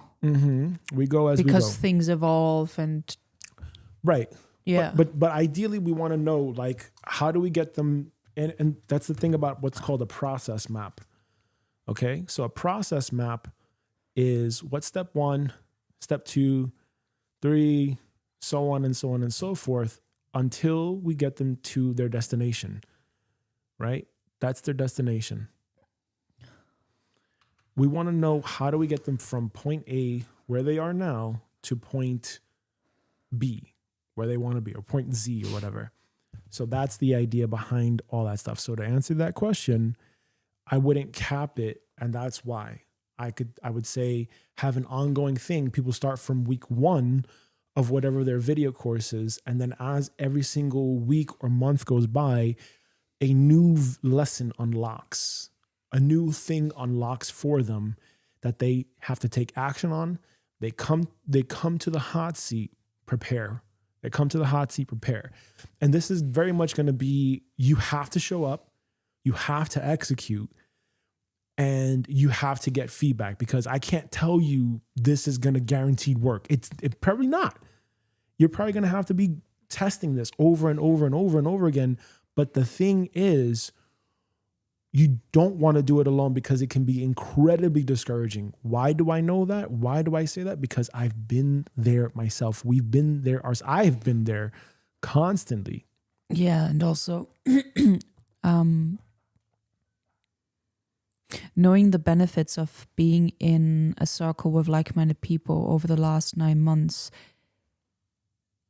it has been a very inspiring and empowering experience. There is a big difference. There is a big difference. Exactly. Versus showing up month to month. And I think if, let's say, you're trying to really inspire someone to fulfill their purpose, again, this is not something that's original to me. This is something that I heard from a YouTuber, and I thought, yeah, that makes a lot of sense. And this is how I'm applying it to here, the logic and the psychology behind it and what worked for them and their company. Okay. And how they're doing an online business with a community. So I think that could help you. And I think that gives you the opportunity to reach that level of commitment by doing a 1 year, not a 9 month, not a month to month, 1 year. You have 30 days. Come join us. If you don't like it, fine. And then that's it. Everybody gets 30 days free. Or even 2 weeks free or something. I don't know. Like a 2-week free trial, 14-day free trial, or a 30-day free trial. I don't know. So then this is something that could go on for many years. Let's say we have our first round of the offering and we are in month 10, and then in the 10th month we already have new people coming in for the next 12 months, which are starting the journey. So it's like a clock. So that means, we or I also have to ask myself, okay, how many years am I planning to do this, Because if people come in after 3 months, after 6 months, after 12 months, that also extends my commitment to the offering constantly for a year. You know what I mean? Mm-hmm. Yeah. And that's why, again, you got to be honest with yourself. Are you prepared to show up for the long term? As Gary Vaynerchuk says, are you prepared to show up for the long game? Are you in this for the long game, or are you in this because you think there's money? Yeah. Obviously, like, I'm not going to be just doing this, like, I got bills to pay. I want to help people the best that I can, but I have bills to pay at the end of the day. I got mouths to feed. We have kids, and, this is a service. This is something that we're willing to help people with. Yeah. So it's only fair that there is an exchange, It's only fair. It would be important to have like an estimate idea of our time commitment doing this long term, or like our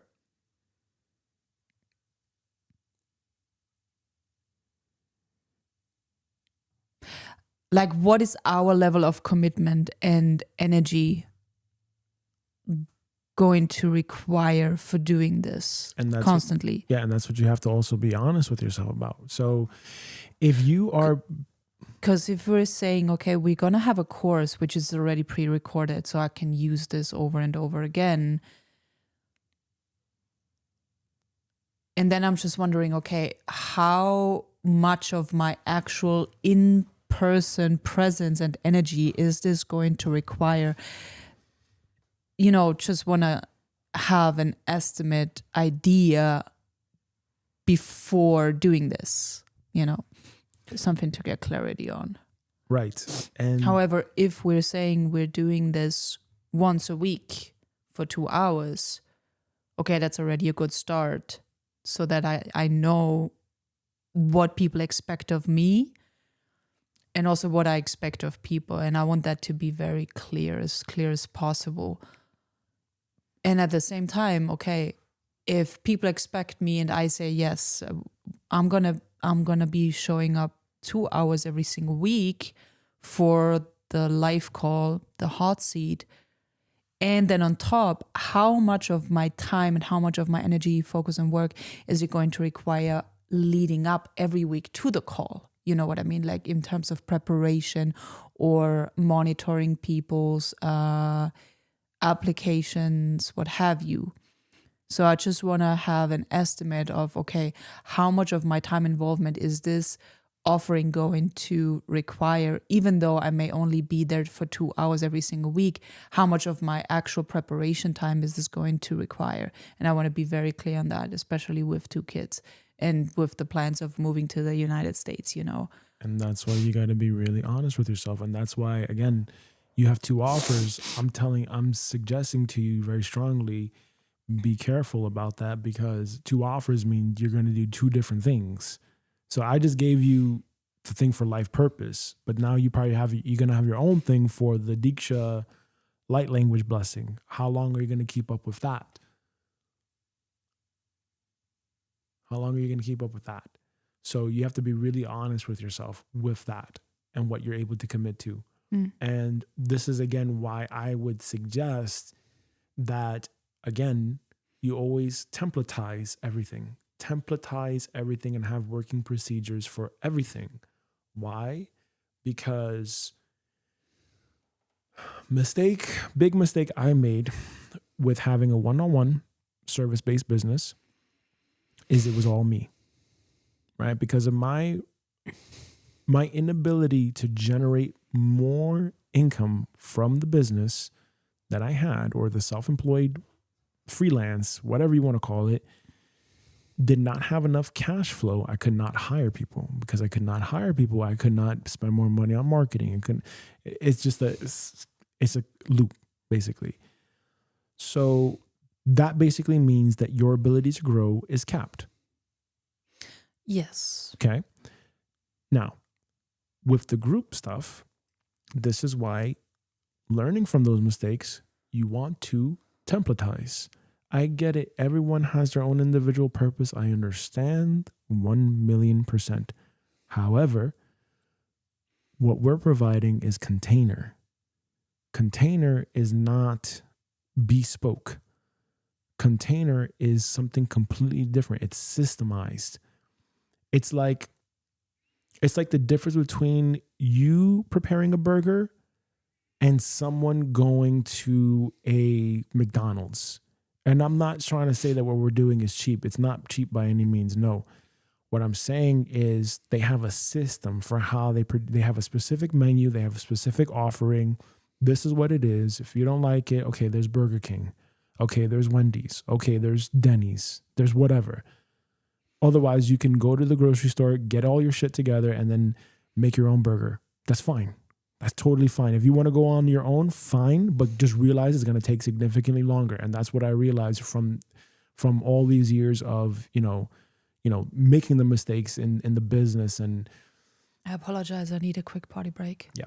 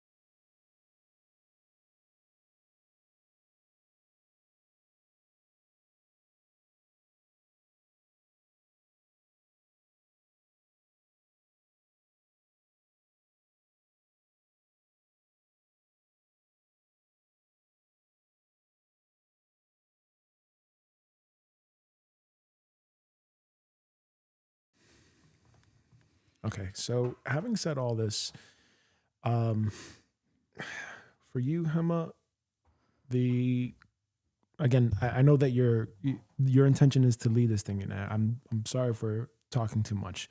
I'm just giving you my feedback and my suggestions for my mistakes that I've made in the past with business. And having said that, that's my suggestion. My suggestion is if you're going to do an offer, do it one to many, something that you can scale where you don't have to show up one to one. That's very simple at this stage.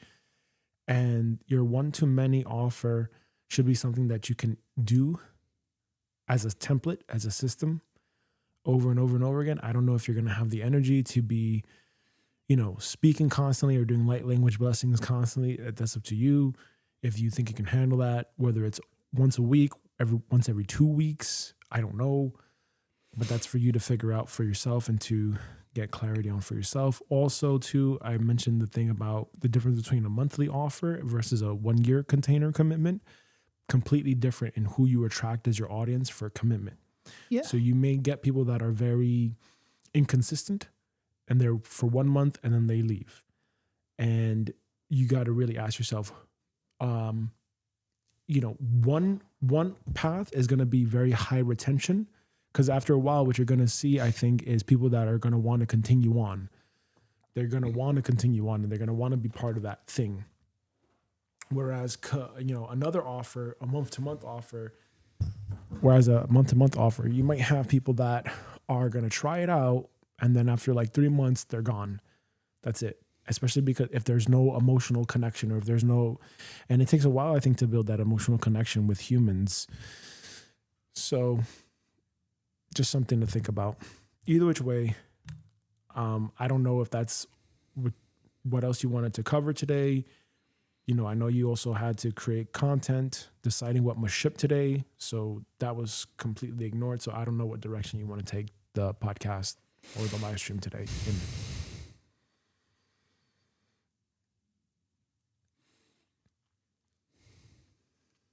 Well, in terms of what we are going to ship every week, I don't know. All I know is the clarity that I got for our offerings, and that has priority. And everything else that we're going to do on the live streams, I don't know yet. Because I don't want our focus to be blurred and all over the place. And I know we spoke about NFTs, we spoke about the puppets, etc. But I don't know if this is in alignment and in focus with the offerings. So again, remember, I'm giving you ideas of what you can offer, right? And so NFTs is something that you can offer. If you decided to go with the cartoon route, you can create collectibles, and that would be part of that collectible idea, that packaging. But if, let's say, you're trying to stay with the human route and you're trying to create a community, then those are the paths that, you presented. Yes. And therefore that's fine, because then after that, your content strategy then changes, which is fine too, because then now you're not married to creating, cartoon shows. You can now pivot into something else, right? But what I'm saying here is, again, think about it like this. If there are 2 billion users on TikTok, or let's say 1 billion people on TikTok every month, okay? 1 billion active users every single month. And they come onto TikTok once every day, hypothetically. You have to get your piece of content in front of them. Whoever is interested in your thing. So if 1 billion people are coming on per month to TikTok, 1 billion people, imagine if 1% of those are interested in purpose. Okay, so can we do the math here? Mm-hmm. Okay, so let's do the math here. So imagine if It should be 100,000.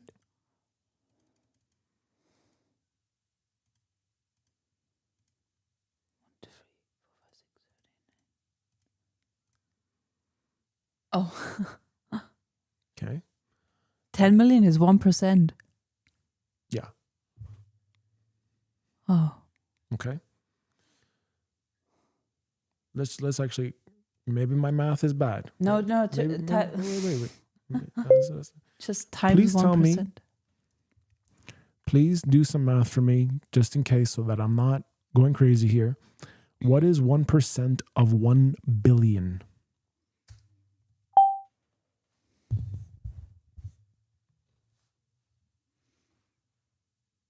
Mm-hmm. Okay. Okay, now please riddle me this.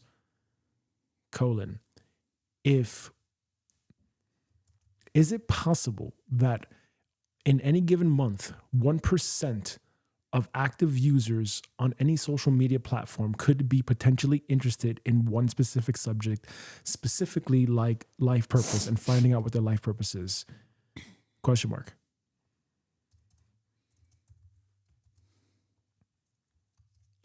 Am I crazy to think that potentially 1% of active users on TikTok would be interested in knowing what their life purpose is? Question mark. And watching content to figure out what their life purpose is? Question mark.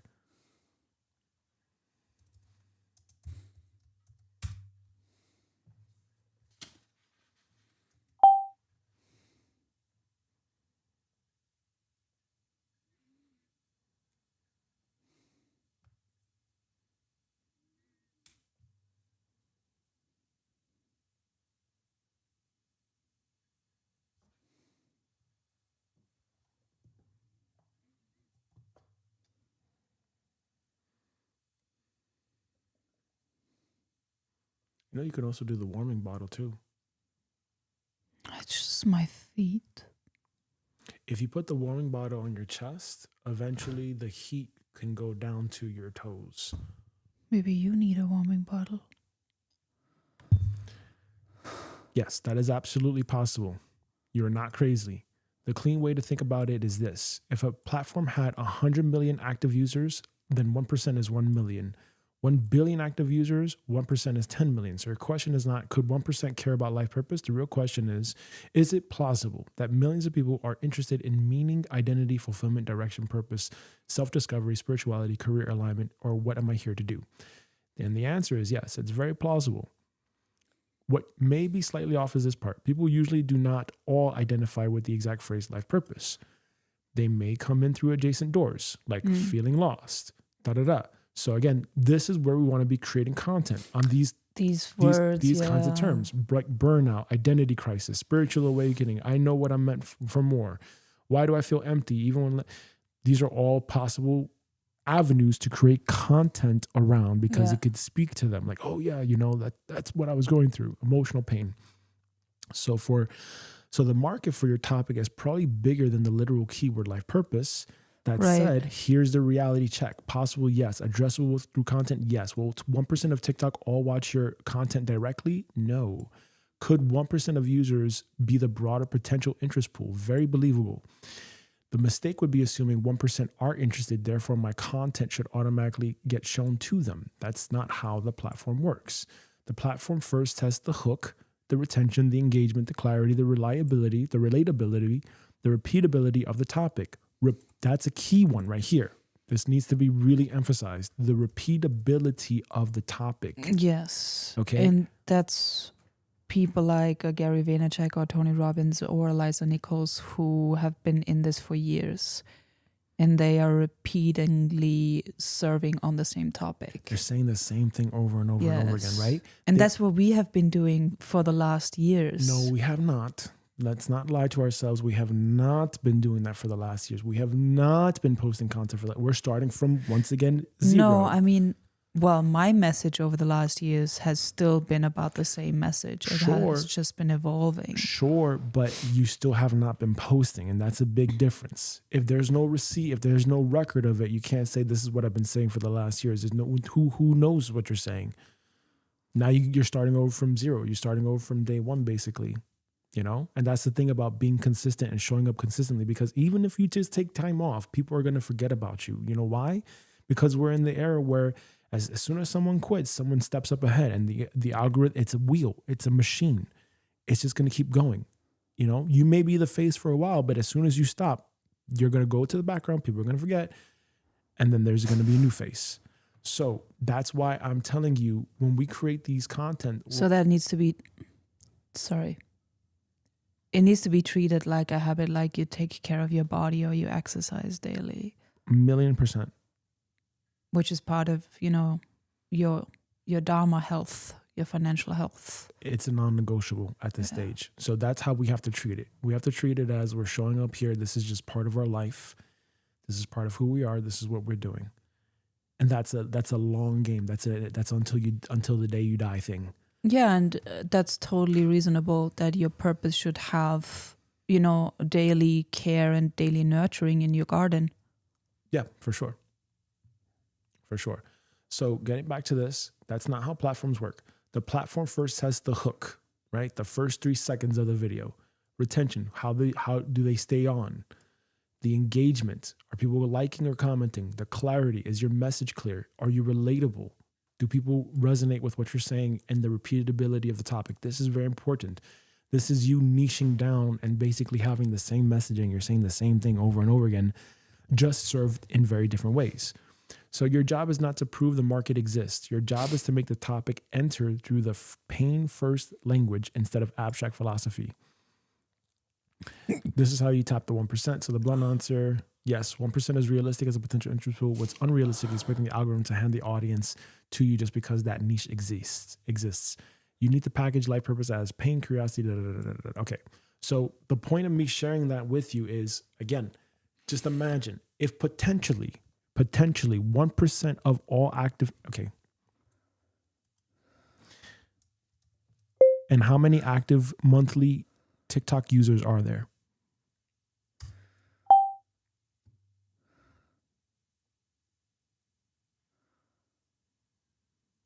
As of look. As of 2026, TikTok has roughly 1.6 to 1.9 billion monthly active users globally. So that's 25% of the global population. Yeah. So conservative estimate 1.6, aggressive 1.9. Now, tie it back to your 1% idea. If TikTok has 1.6 to 1.9 billion users, then that's 1%, which is 16 to 19 million people. That's your potential interest pool. Okay? So the audience is this? Yes, massive. The algorithm will give you to that audience? No, it's earned, not given. So we have to get in front of that audience, okay? Now, the reason why I'm thinking about this and I'm saying this, okay? The market is way bigger. The bottleneck is execution and packaging, not demand. What does that mean? Now, getting back to this, very importantly, is when it comes to the creating of the content, Hema, you already have the offer, okay? But if you are confusing that message, the repeatability of the topic, if you're confusing that message, you're confusing who your cohorts are, okay? I'm not saying do one style of content or the other. I'm saying do it all. However, think about how you're going to do that, okay? You have the life purpose social media account, and then you have the Hema Almond personal brand. From what I understand, you're probably, and I probably would agree with this at this stage, is you're gonna be better off having the personal brand, sharing all that content, and then posting to forwarding people to thelifepurpose.com. But if you do that, what's gonna happen is if you have two offers, that can be very confusing. Okay, just think about that, because if, in real time, let's think about this in real time. You are now a mother. soon to be a mother of two, moving to the United States.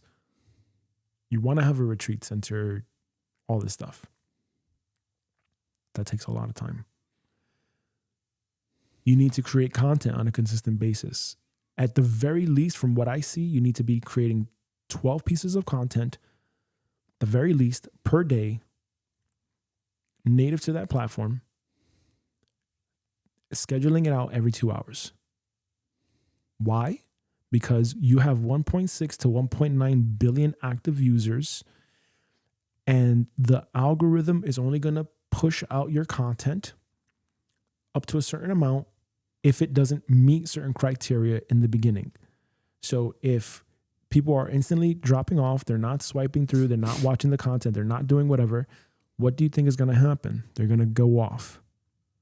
Okay? 1.6 to 1.9. That means your content is going to get less reach. TikTok is interested only in doing what? They're only interested in keeping people on the platform. That's their goal. That's their job.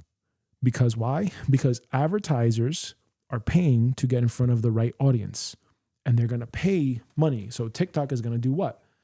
It's going to favor those people and try to keep people on, because that's where the attention is. Because if there's enough attention, then people eventually pay for the product or the service. So what do we need to think about? We need to think about what's our offer, who is interested in the offer,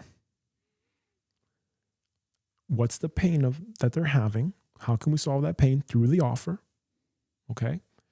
And we create content specific to speaking that person's language, okay? And if that's the case, and if we're reading the Gary Vaynerchuk book, and he's showing already proof that, maybe it does work, maybe you try it and you figure it out, I don't know.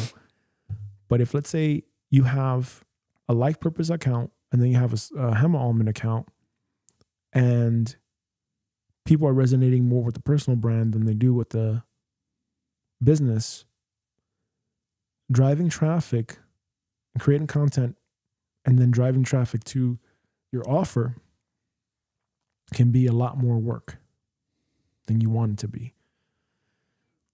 And if you're going to be creating 12 pieces of content scheduled out over 2 hours every single day, so that you're not flooding the TikTok with spam. And I would need something like Opus to schedule it, because I can't schedule it directly on TikTok. Exactly. Well, no, you can, but you have to do it from your phone, I think.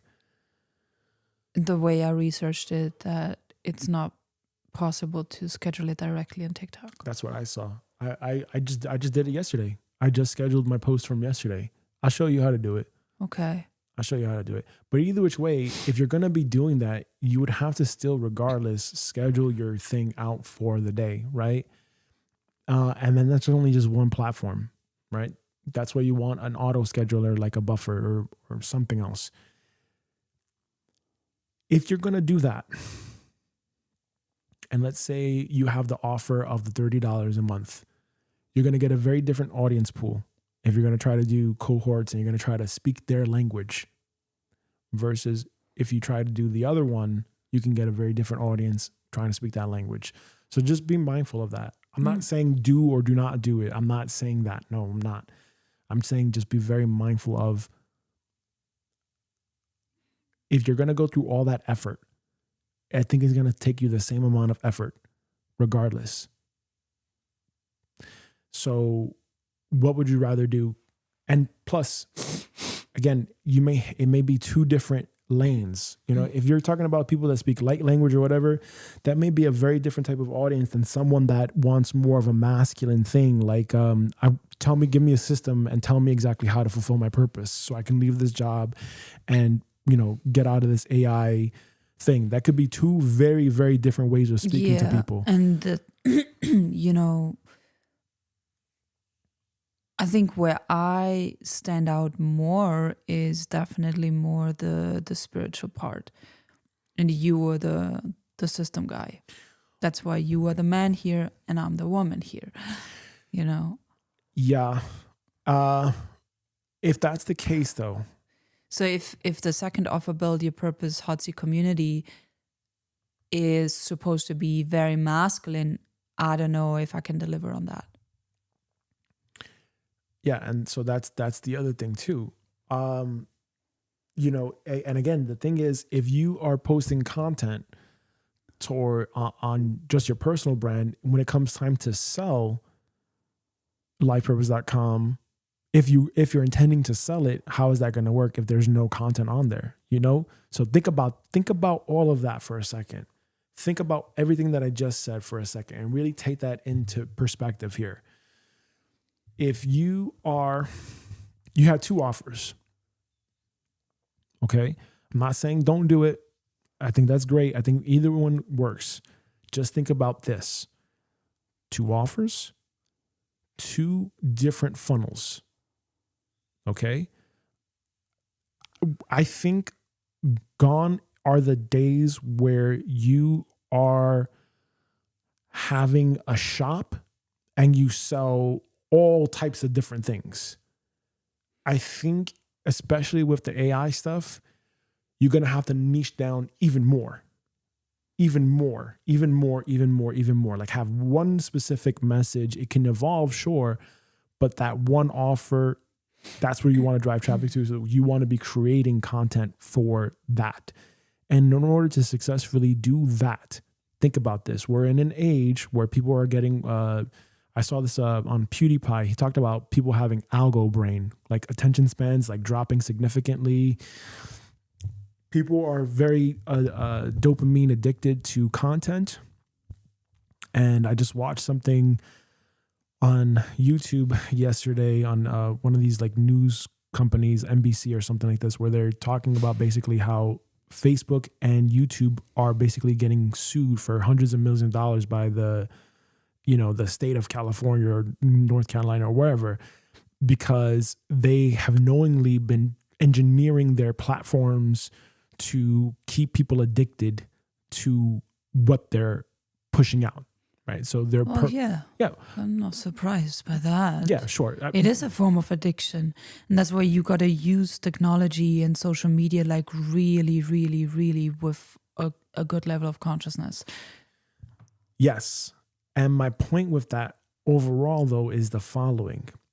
If there is a whole bunch of people that have very low attention spans, and there's 1.6 to 1.9 billion, 25% of the world's population on a TikTok platform, and your job is to get in front of them, get their attention, get them interested in the thing, to get them to buy your thing, okay?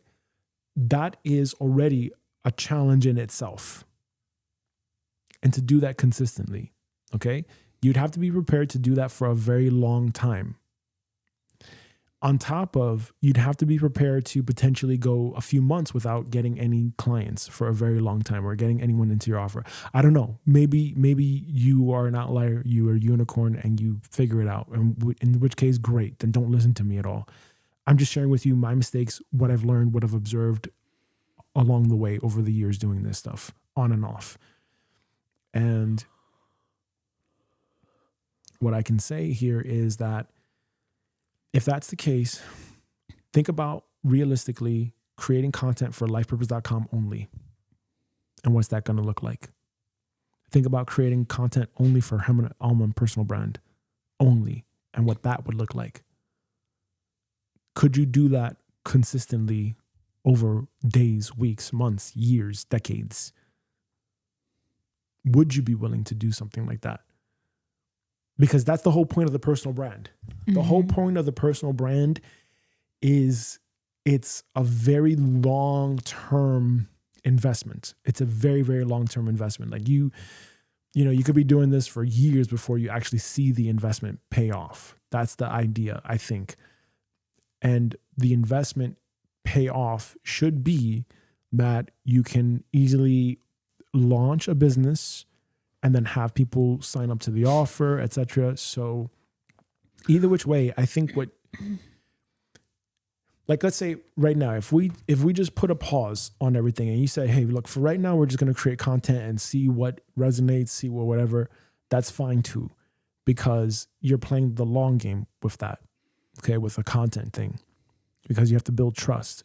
Building trust takes time, okay? So if you're doing this for the next 5, 10, 15 years, right, you're only going to be not even 50 years old. Okay.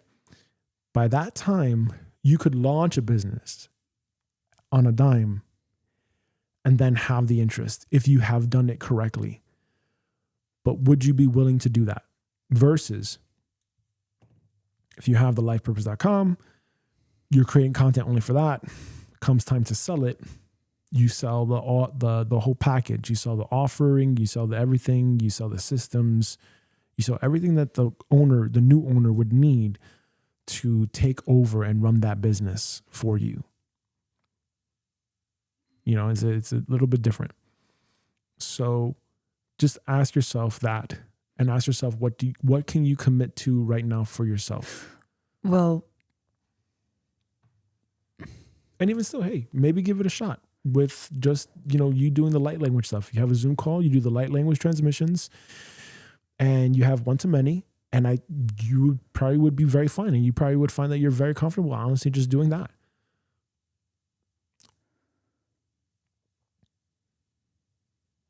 And I'm not saying this to overwhelm you, by the way. I'm not saying this to confuse you. I'm saying this because, just think about it like this. My intention for us was to have done something like this, live stream this, create a whole bunch of clips, blast that out. But if you're going to get flagged and spammed by the social media platforms, that means that you're probably relegated to a handful of posts per day, because otherwise you're considered spam. And that's bad, because your job is to get distribution, and your job is to get reach, and your job is to get people to your thing. So you're only going to be able to do like 10 to 12 posts per day.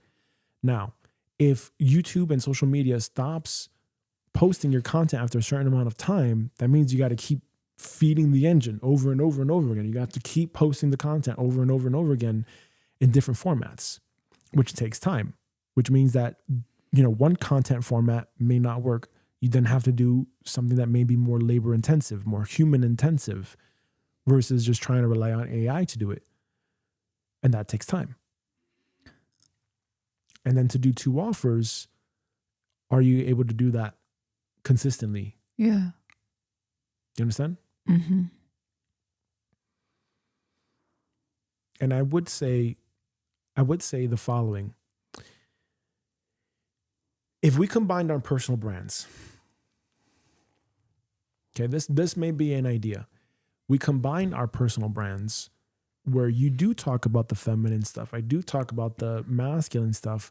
However, the mismatch could be in who comes through the door.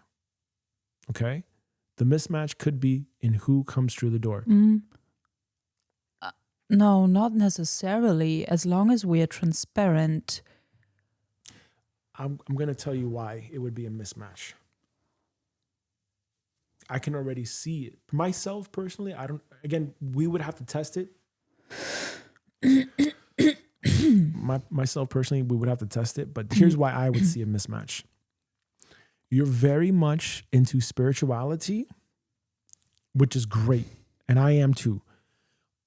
You're very much into spirituality, and you're very much into speaking a language that I'm not, it's more foreign to me.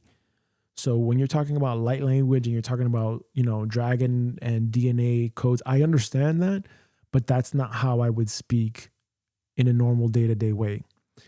So whoever you're attracting through your audience, they understand that lingo. They're from that world and they understand that lingo. But then if you have someone like me where I'm saying, okay, what's your ARR? What are your conversions? What's the funnel that you're going to build, et cetera, et cetera. That's your language. That's my language. Exactly. Which then converts and gets a different audience of people, right? So I already can tell. So actually, I want you to do me a favor right now. Can you please download TikTok Studio on your phone? I know you have TikTok, the app, but can you please download TikTok Studio? And then I want you to sign in on your thing, okay? Because I'm going to show you something about your cohorts and who your audience already is. And it's already showing you. The data is already going to show you who you're attracting. And I can already tell you you're going to be attracting, white women in your age bracket. and majority is white, is a white woman basically. Okay, for me already, my statistics, my analytics are showing me that I'm attracting more men. Okay, so people are usually going to do business with people they know, like, and trust. That's it. If I look like someone, they're probably going to resonate with me more. If someone looks like you, they're going to resonate with you more. So just keep that in mind and let me know when you have that pulled up. And my analytics for TikTok have shown me that already, because in TikTok Studio, they have an analytics section where they have the like who is following you and from what regions. So you have male, you have female, etc. And who is following you. Okay. So you're here in TikTok. Okay. If you go to the analytics, okay, you can see your overview of your analytics and how you're performing. Okay. Mm-hmm. If you scroll down, my God, that's great. You're getting 46 comments. That's amazing. And look at how people are searching for you and how people are finding you. What are the terms? Search queries, Hammer MA, light language transmission, Hammer MMA. I don't know about the last one. But Okay. the Hammer MA is my name on Facebook, Instagram, TikTok. Look at the middle one. Oh, traffic source for you. No. Down. Light language, Language transmission, Yes. 16.7%. Yes. So when someone types in light language transmission, Okay. 16% find me are finding you. based on that code word. Exactly. Keyword. Oh, interesting. So not the other keywords. Exactly. And that's why you need to pay attention to your analytics. And look at this, for example. If we scroll over here, we have viewers. Okay. You have viewers. And your viewer insights show you who's male and who's female. And just like I thought, 76% of your audience is female. Mm-hmm. 76% of your audience is female. Mm-hmm. Okay. Age And it tells you the age. lowest is 55 plus and 18 to 24. Exactly. So who's the top age bracket? The top age bracket is 35 to 44 Mm-hmm. and then 25 to 34. Exactly. So it's basically women that are 10 years younger and 10 years older than me. So if you had to put them into just one category, what's the youngest and what's the oldest? The youngest it's 25 to 44 years. No. Let me see this. So what I was looking for was women between the ages of 18 and 44 and the locations. And this is where you can see your location. United Kingdom, interesting. So you have a majority of people searching for you from the UK, then majority. Then you got the Netherlands, then you have Romania, Greece, Germany, Sweden, Ireland, France, etc. No one from Austria. Okay? And your most active days, your most active hours is around 12 a.m. Where people see my content? Yes. Okay. Yeah, that's when people are on lunch break, huh? 12 a.m. That's, Oh, midnight. yeah. Well, what are people doing at midnight? Okay, so no, I can see it right here. So your most active time is from 12 p.m. to about 8 p.m. or 10 p.m. 12 p.m. to 10 p.m. Mhm. You have very little engagement from 1 a.m. to 6 a.m. Very little engagement from 1 a.m. to 6 a.m.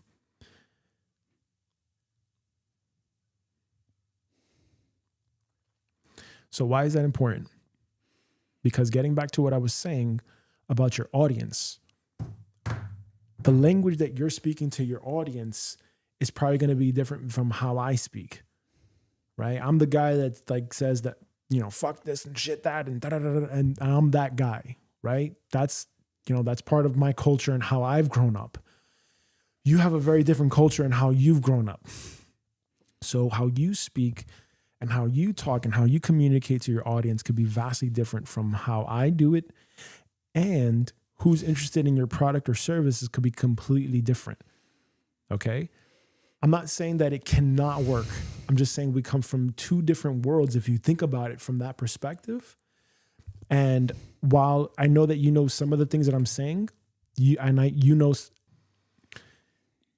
if we're creating content to drive to one offer together, it may be a little bit of a mismatch. And if you are creating one offer to drive traffic to not confuse your audience, because again, remember, we're in the age where people have very low attention spans, from what I understand, from what I've researched and what I'm hearing. Therefore, the ability to focus in on one thing is going to be paramount, because then otherwise you can confuse people.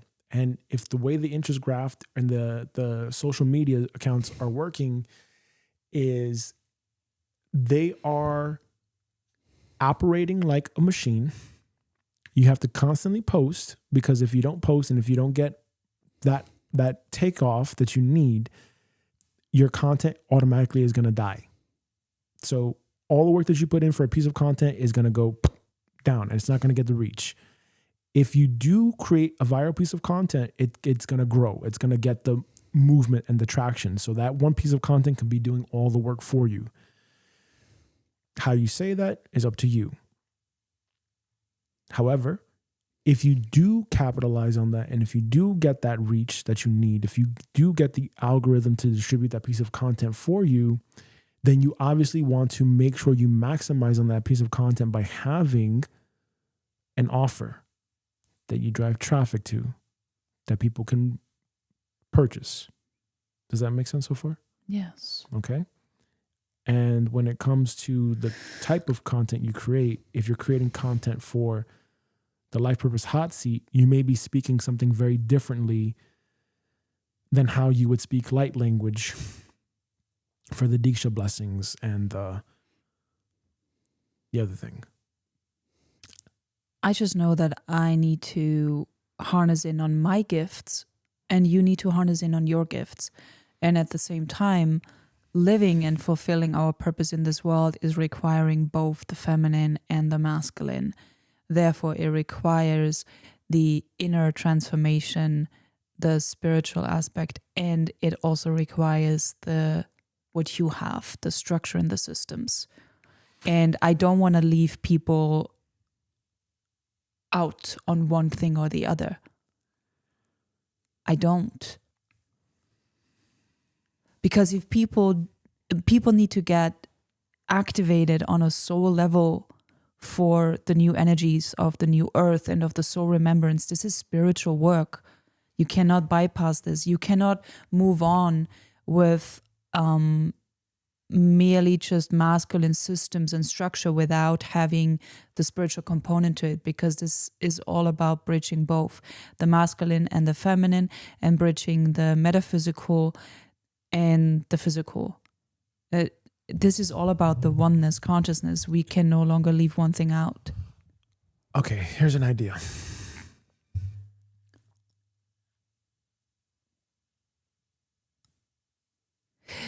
What's coming through to me is, we spoke about this many years ago, about we are here to empower the feminine energy on this planet.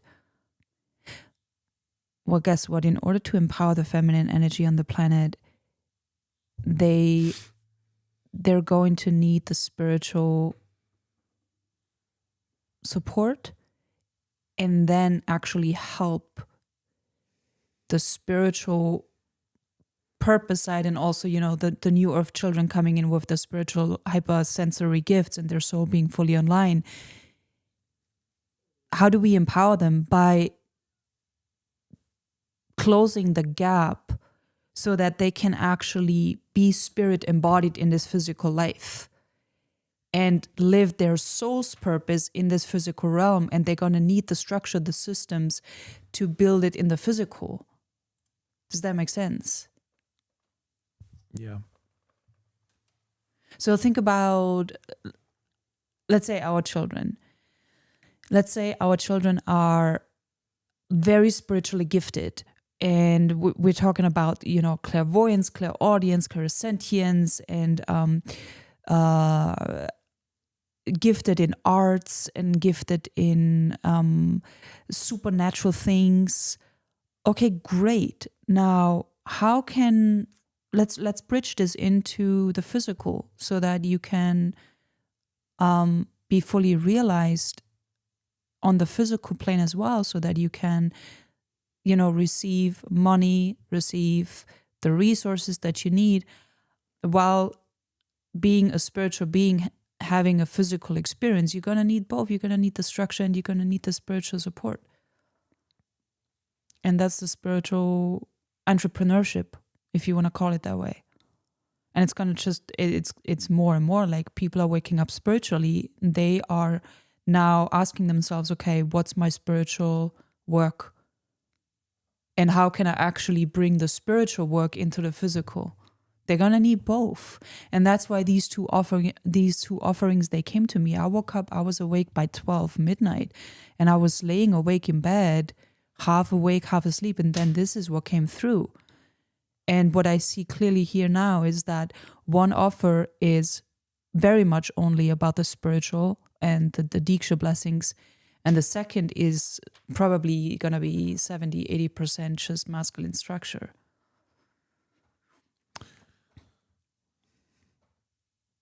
And that's what I have for today. Okay, so I think you're right.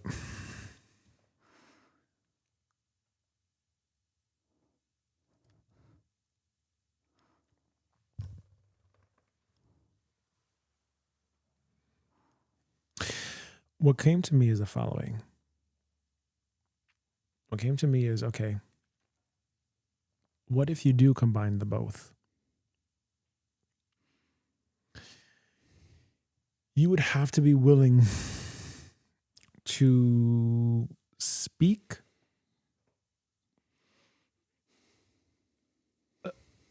Okay, let's put it like this.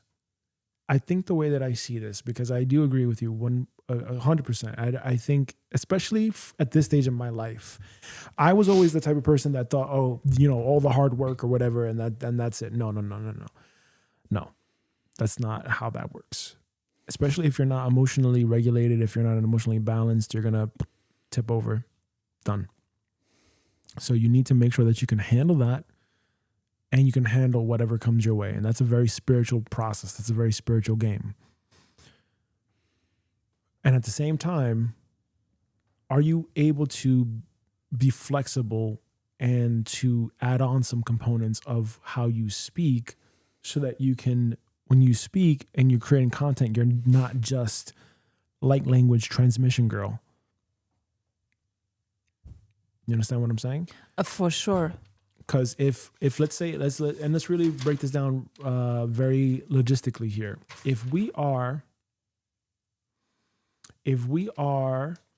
creating a platform, a community of like-minded people, how would that realistically work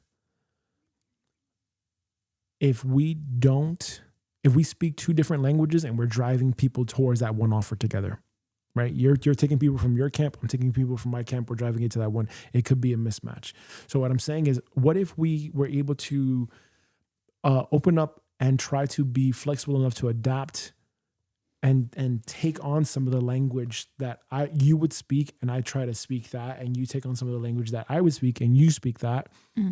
We drive traffic together to that same offer, because clearly the audience analytics for TikTok, your TikTok insights are showing you very clearly 76% are female from the UK, and they're following your content, versus me. My content is more males, and I don't have so many followers, but that's fine.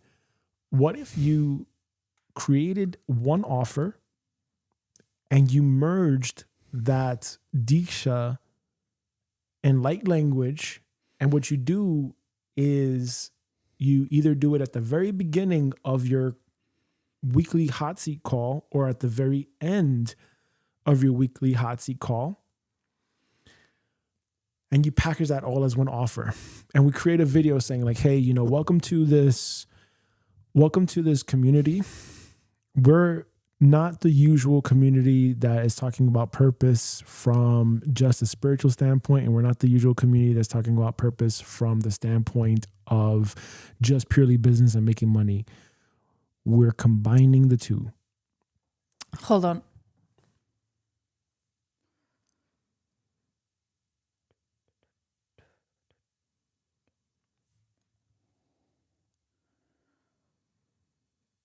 Start again. Yeah. So what I was saying was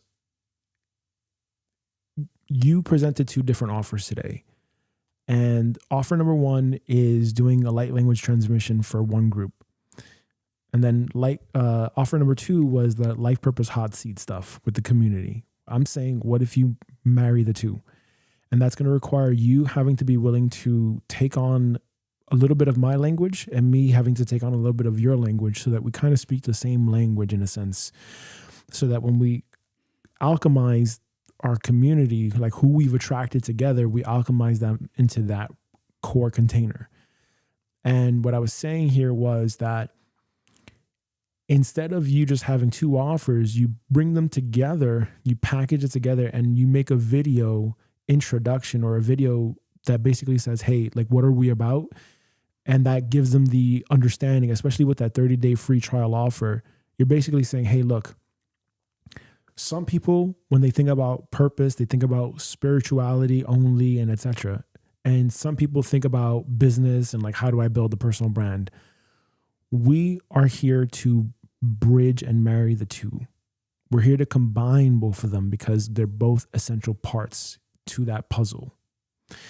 And so this community, the way that it's going to work is we're going to have a container, a live online meetup where we meet every single week, 2 hours, and we have a Diksha blessing and a light language transmission blessing for your purpose.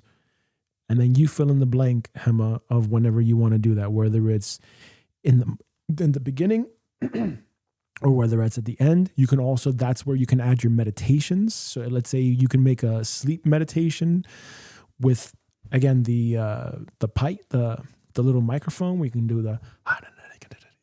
and you can speak your light language. You could do the whispering thing, and people can listen to that as they go to bed.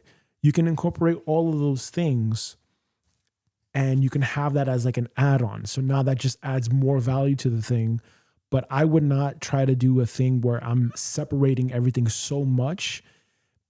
I would try to marry it together now at this stage, because ultimately you have to be okay doing it, and not only doing it for the short term, but doing it for months, doing it for years, doing it maybe potentially for the rest of your life, where you're supporting people to figure out their purpose and having a community of people and having some sort of an accountability group that helps people and supports people emotionally and spiritually to show up.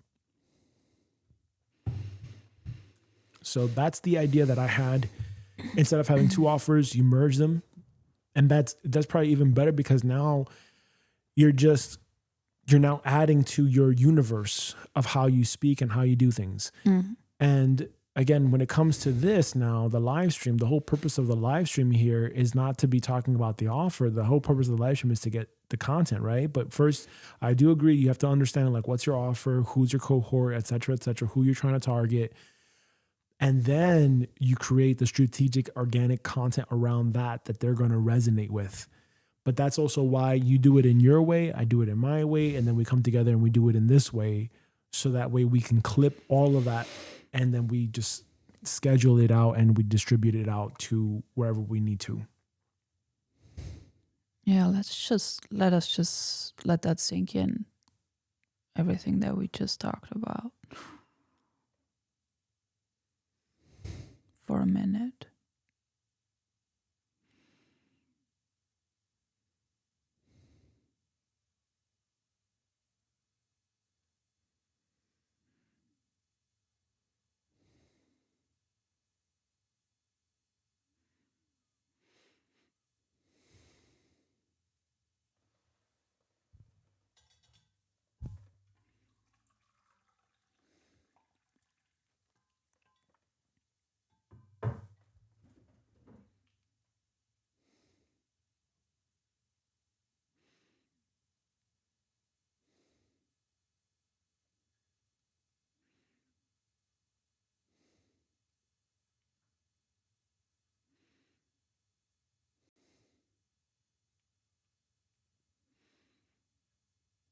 Well, if we're merging the offering with the feminine and the masculine, and we are merging the light language, the Diksha blessings, and the meditation, and the business structure side, if it is then our intention to create content while we are delivering the offering with people's agreement, create content, create shorts, create cuts from when we actually do the hot seat with people's permission, then we can totally have content that covers your brand, my brand, and lifepurpose.com. Wouldn't you say?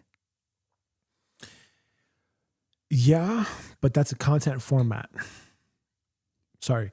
Yes, and that is a content format. And that could work, but I wouldn't rely on that to be the only format. So remember how, like, I've got the camera here. Remember how I have the camera right behind me and I record? That's a content format. Yeah. This way right here that you see with the live stream, that's a content format. The overhead view, that's a content format. Doing skits, content format. Even just having that, content format. Testimonials, interviews, content format. It's all content format. The idea with the puppets, content format. Yes. Using AI to tell stories, content format. Exactly. So it doesn't matter. Ultimately, we're just driving traffic to the same offer. So we can set this up in such, and again, this is also where I'm creating the system, because the system is going to have prompts engineered, and it's going to have transcripts of, how we want our brand voice to be. And we could just keep showing up and we're talking. Look, how we're talking right now, what I'm able to do, just so you see.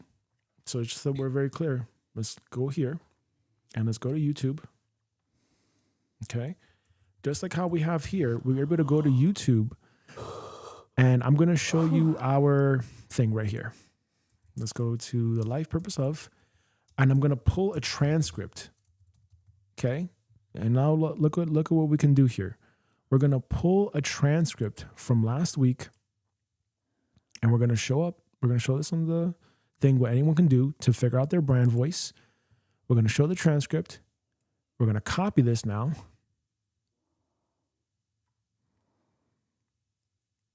Okay. We're going to copy this entire transcript. This is both of us speaking. We can give this to AI, and we can get it to recognize our voice. And that helps us to create our content so that it produces long form and short form content using our brand voice. Why is that important? Because if we're going to create different types of formats, we need to understand what message is it that we're trying to drive across to drive to a specific offer. It's that simple. Okay, so we're going to close this out now. I'm going to go here to pages, and we're going to paste this. Okay, and now we have this entire transcript. We're going to export this to plain text. We're going to save this now. And let's title this transcript brand voice. Then I'm going to go into Notion, and I'm going to import this. Okay. So I have here with the database, we created these databases. So now we have this system, this entire structure, and we're going to figure out our brand voice. So our brand voice is going to live at layer 2. Okay. And this is where we're going to have it. We're going to have it raw input. So as you're going to see as time goes on with our system, Hema, this is going to be the thing that we're going to include in the offer for people to figure out their brand voice so that they can create a whole bunch of content, feed that content to AI, and then have AI help them create even better content in the future. Okay. So now we're going to go here. We're going to import this. Okay. We're going to go to Markdown. We're going to import this. Transcript brand voice. Yes.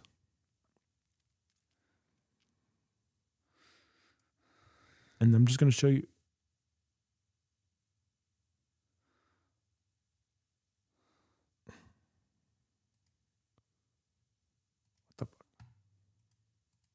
What do you mean?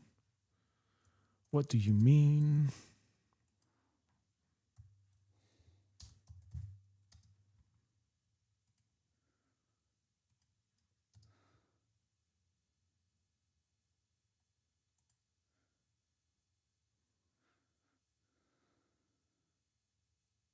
Okay. Okay, so now this is the transcript. This is the entire transcript from, I think, last week's podcast or live stream. Okay. So what we do from here,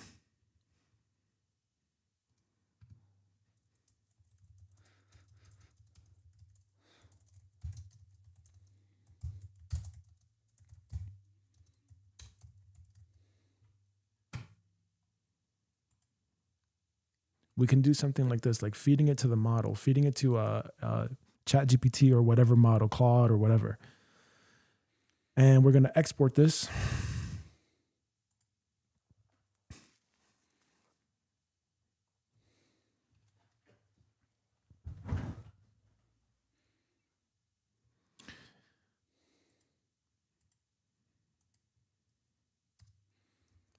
Open up ChatGPT. Okay. And now we're going to add this to ChatGPT. We're going to give it specific instructions. Okay. Mm-hmm. So this is our transcript of our brand voice. Oh, it's here too. Okay. And that's over 4 hours of content. Okay. And what we're going to do is this. I need you to audit this transcript from our live stream from last week.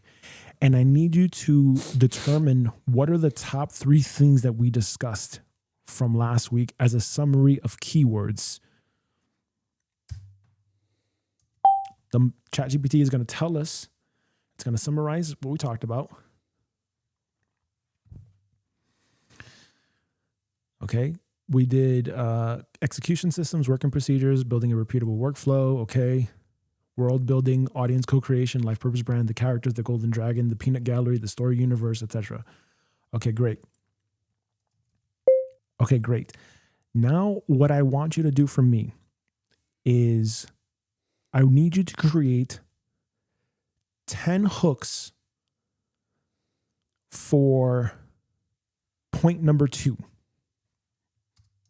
Just as an example.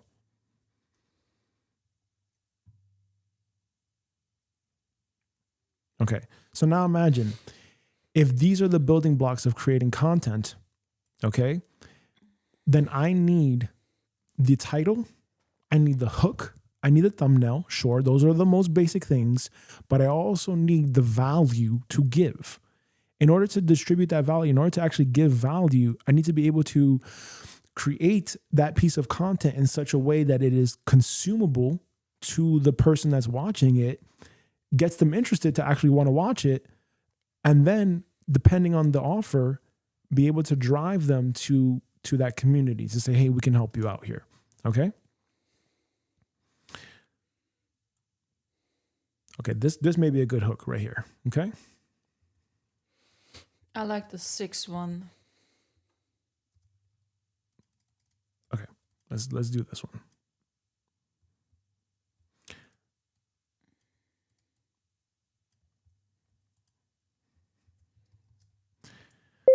Okay, using this hook, I need you to generate 10 different titles that could go viral.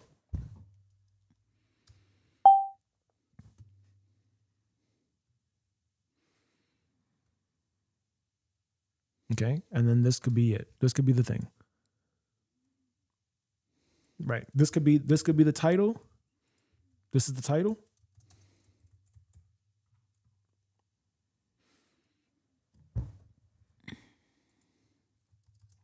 this is the hook. Okay. Now create a long form piece of content for me where I would speak on this topic, and I would talk about how, the goal isn't views, it's turning content into assets. And I need you to break down 3 key points that I need for the audience to digest so that way I can explain it. And they understand why is it that they want to treat content and think of content creation as a long game concept where they are not trying to immediately monetize and just think selfishly and like, what's in it for me? But they're actually trying to show up and be of service to others and give value to others, because down the road, that's going to help them with their purpose. ...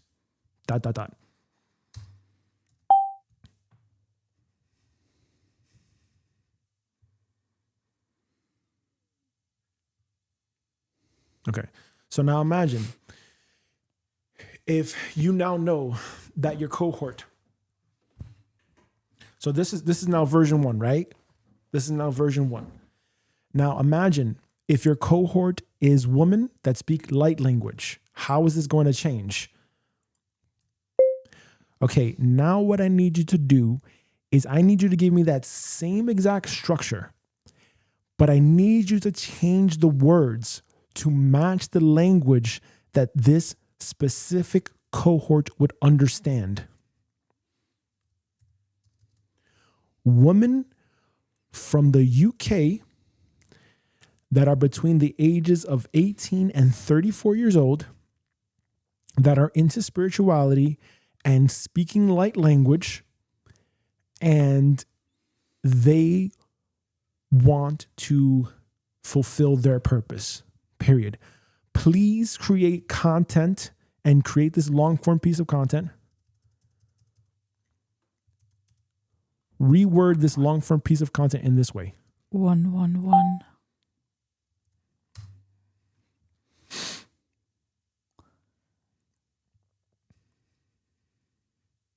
When you mentioned the woman's name, it was 111.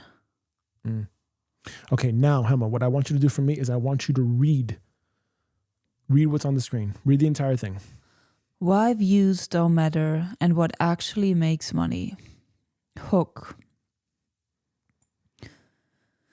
The goal isn't views. It's turning your content into something that actually supports your purpose. Okay, pause. Now, when you read this is where now the tone, the human essence of it becomes very important. So we just gave ChatGPT our transcript, right? We gave it our language, okay? Now what we need to do is we need to put the soul, the human into it. So you're not just going to read this monotone, the goal isn't views, it's turning your content into something. No, you're going to say it with how you would as a human being. Like if you and I were having a interaction and you're trying to explain it to me as someone that's like, well, why would I be interested in content creation? I don't like showing my face, but I do want to live my purpose though. You understand how I use the tone just now? So that's how I would, so read that over. The goal is not views. The goal is turning your content into something that actually supports your true purpose. Because if you are only after chasing views, you will soon feel seen for a moment, but still feel disconnected from why you are even doing this.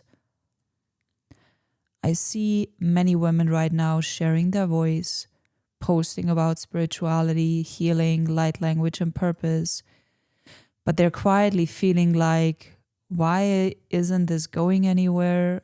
Why am I not receiving anything back? And why does this feel more draining instead of fulfilling? And the truth is, it's not because you're not meant for this. It's because you have been taught to chase visibility and views instead of building something that actually holds your energy and impact.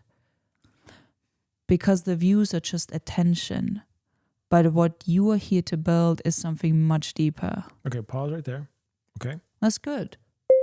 Now, what I want you to do for me is I want you to treat this like just a template with bullets where we have to now fill in the blanks with our own words. So you want to give us the things to talk about and the things to hit on, but now we have to fill in the blanks.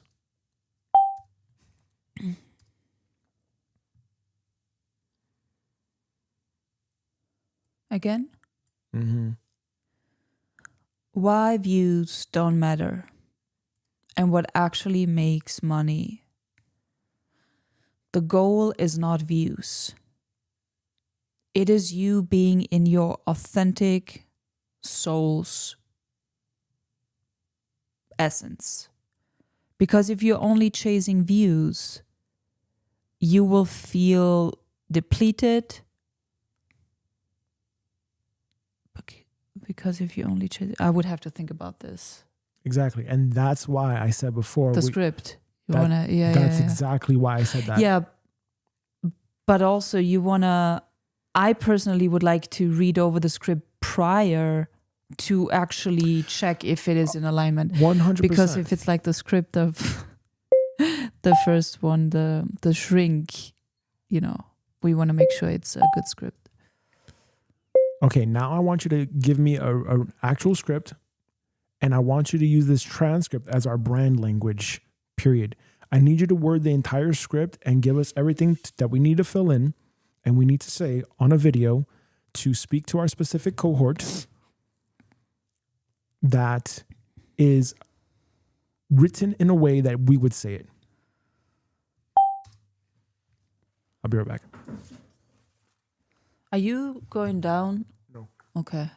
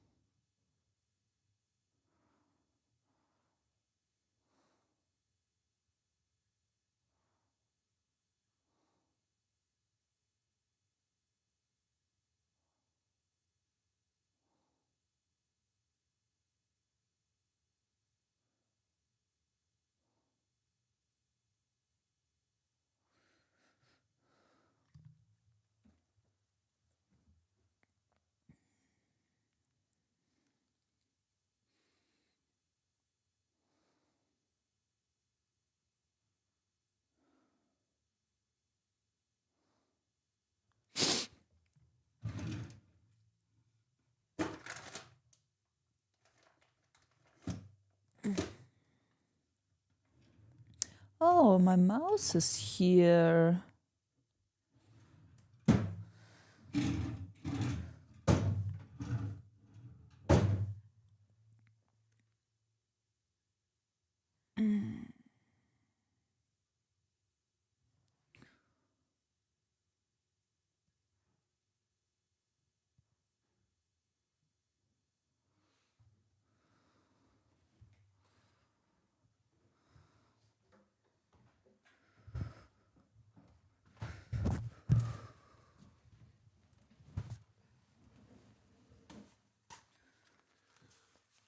Okay, now do that again here, okay?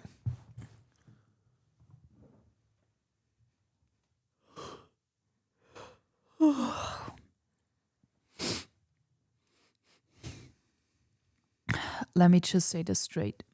The goal is not views. The goal is turning your content into something real. Because if you're just chasing views, you're going to keep showing up. And nothing actually changes in your favor. And I see this happening a lot right now, especially with women who are on the spiritual path and who are sharing, who are opening up to who they truly are, speaking their truth. You're posting, you're expressing, you're showing up. But in the background, there's this question of, okay, but where's this actually going? I've been there. Like, why does it feel like I'm giving so much, but I'm not receiving anything back? Let me just ground this for a second. it's not because you're not meant for this. It's because right now you're treating content like the end instead of treating it like the beginning of something. Views come and go. Like one video hits, the next one doesn't, and then you're back to zero again. So if you're measuring your progress or your value based on that, you're going to feel all over the place. One day you feel good, next day you feel like, what am I even doing? Right? So instead of asking, how do I get more views? Start asking, what am I actually here to build? Okay, we can stop right there. Okay. So that's the idea, is we go through a refinement process and we take what works for us, we copy it, we copy the script. So let's say, for example, if I were to do this again, and I'm reading this myself, okay, I would say something like this, where I'm going to copy this and I'm going to read how I would do it. And I'm going to use the prompter to guide it.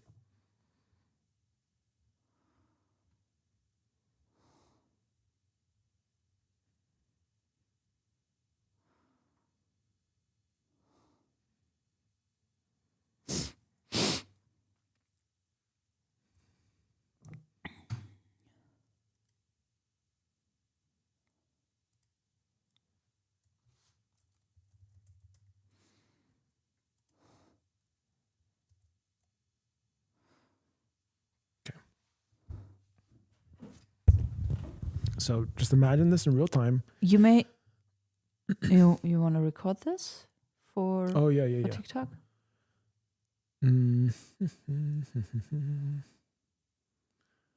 Let's see here. Foot pedal. Okay.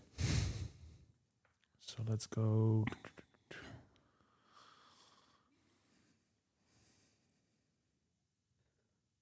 All right, this could be the long form piece of content for today or something like this.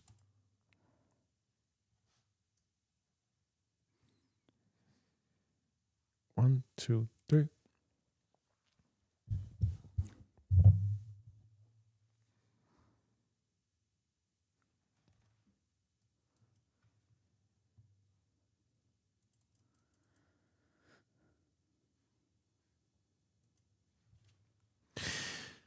The goal isn't more views.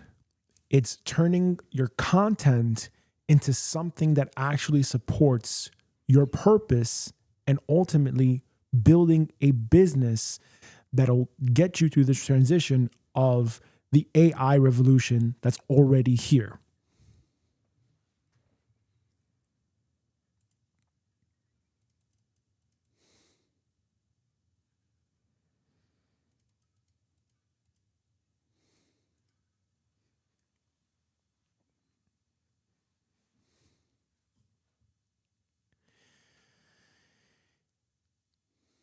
Because if you're only chasing views, you're going to feel seen for a moment, but you're still not going to resonate with your message and you're going to feel disconnected from why you're even posting content and doing this to begin with. Okay, that's too slow. Hold on a second. I like that you add your own words. Mm-hmm. Let's go to the prompter. Okay, here we go.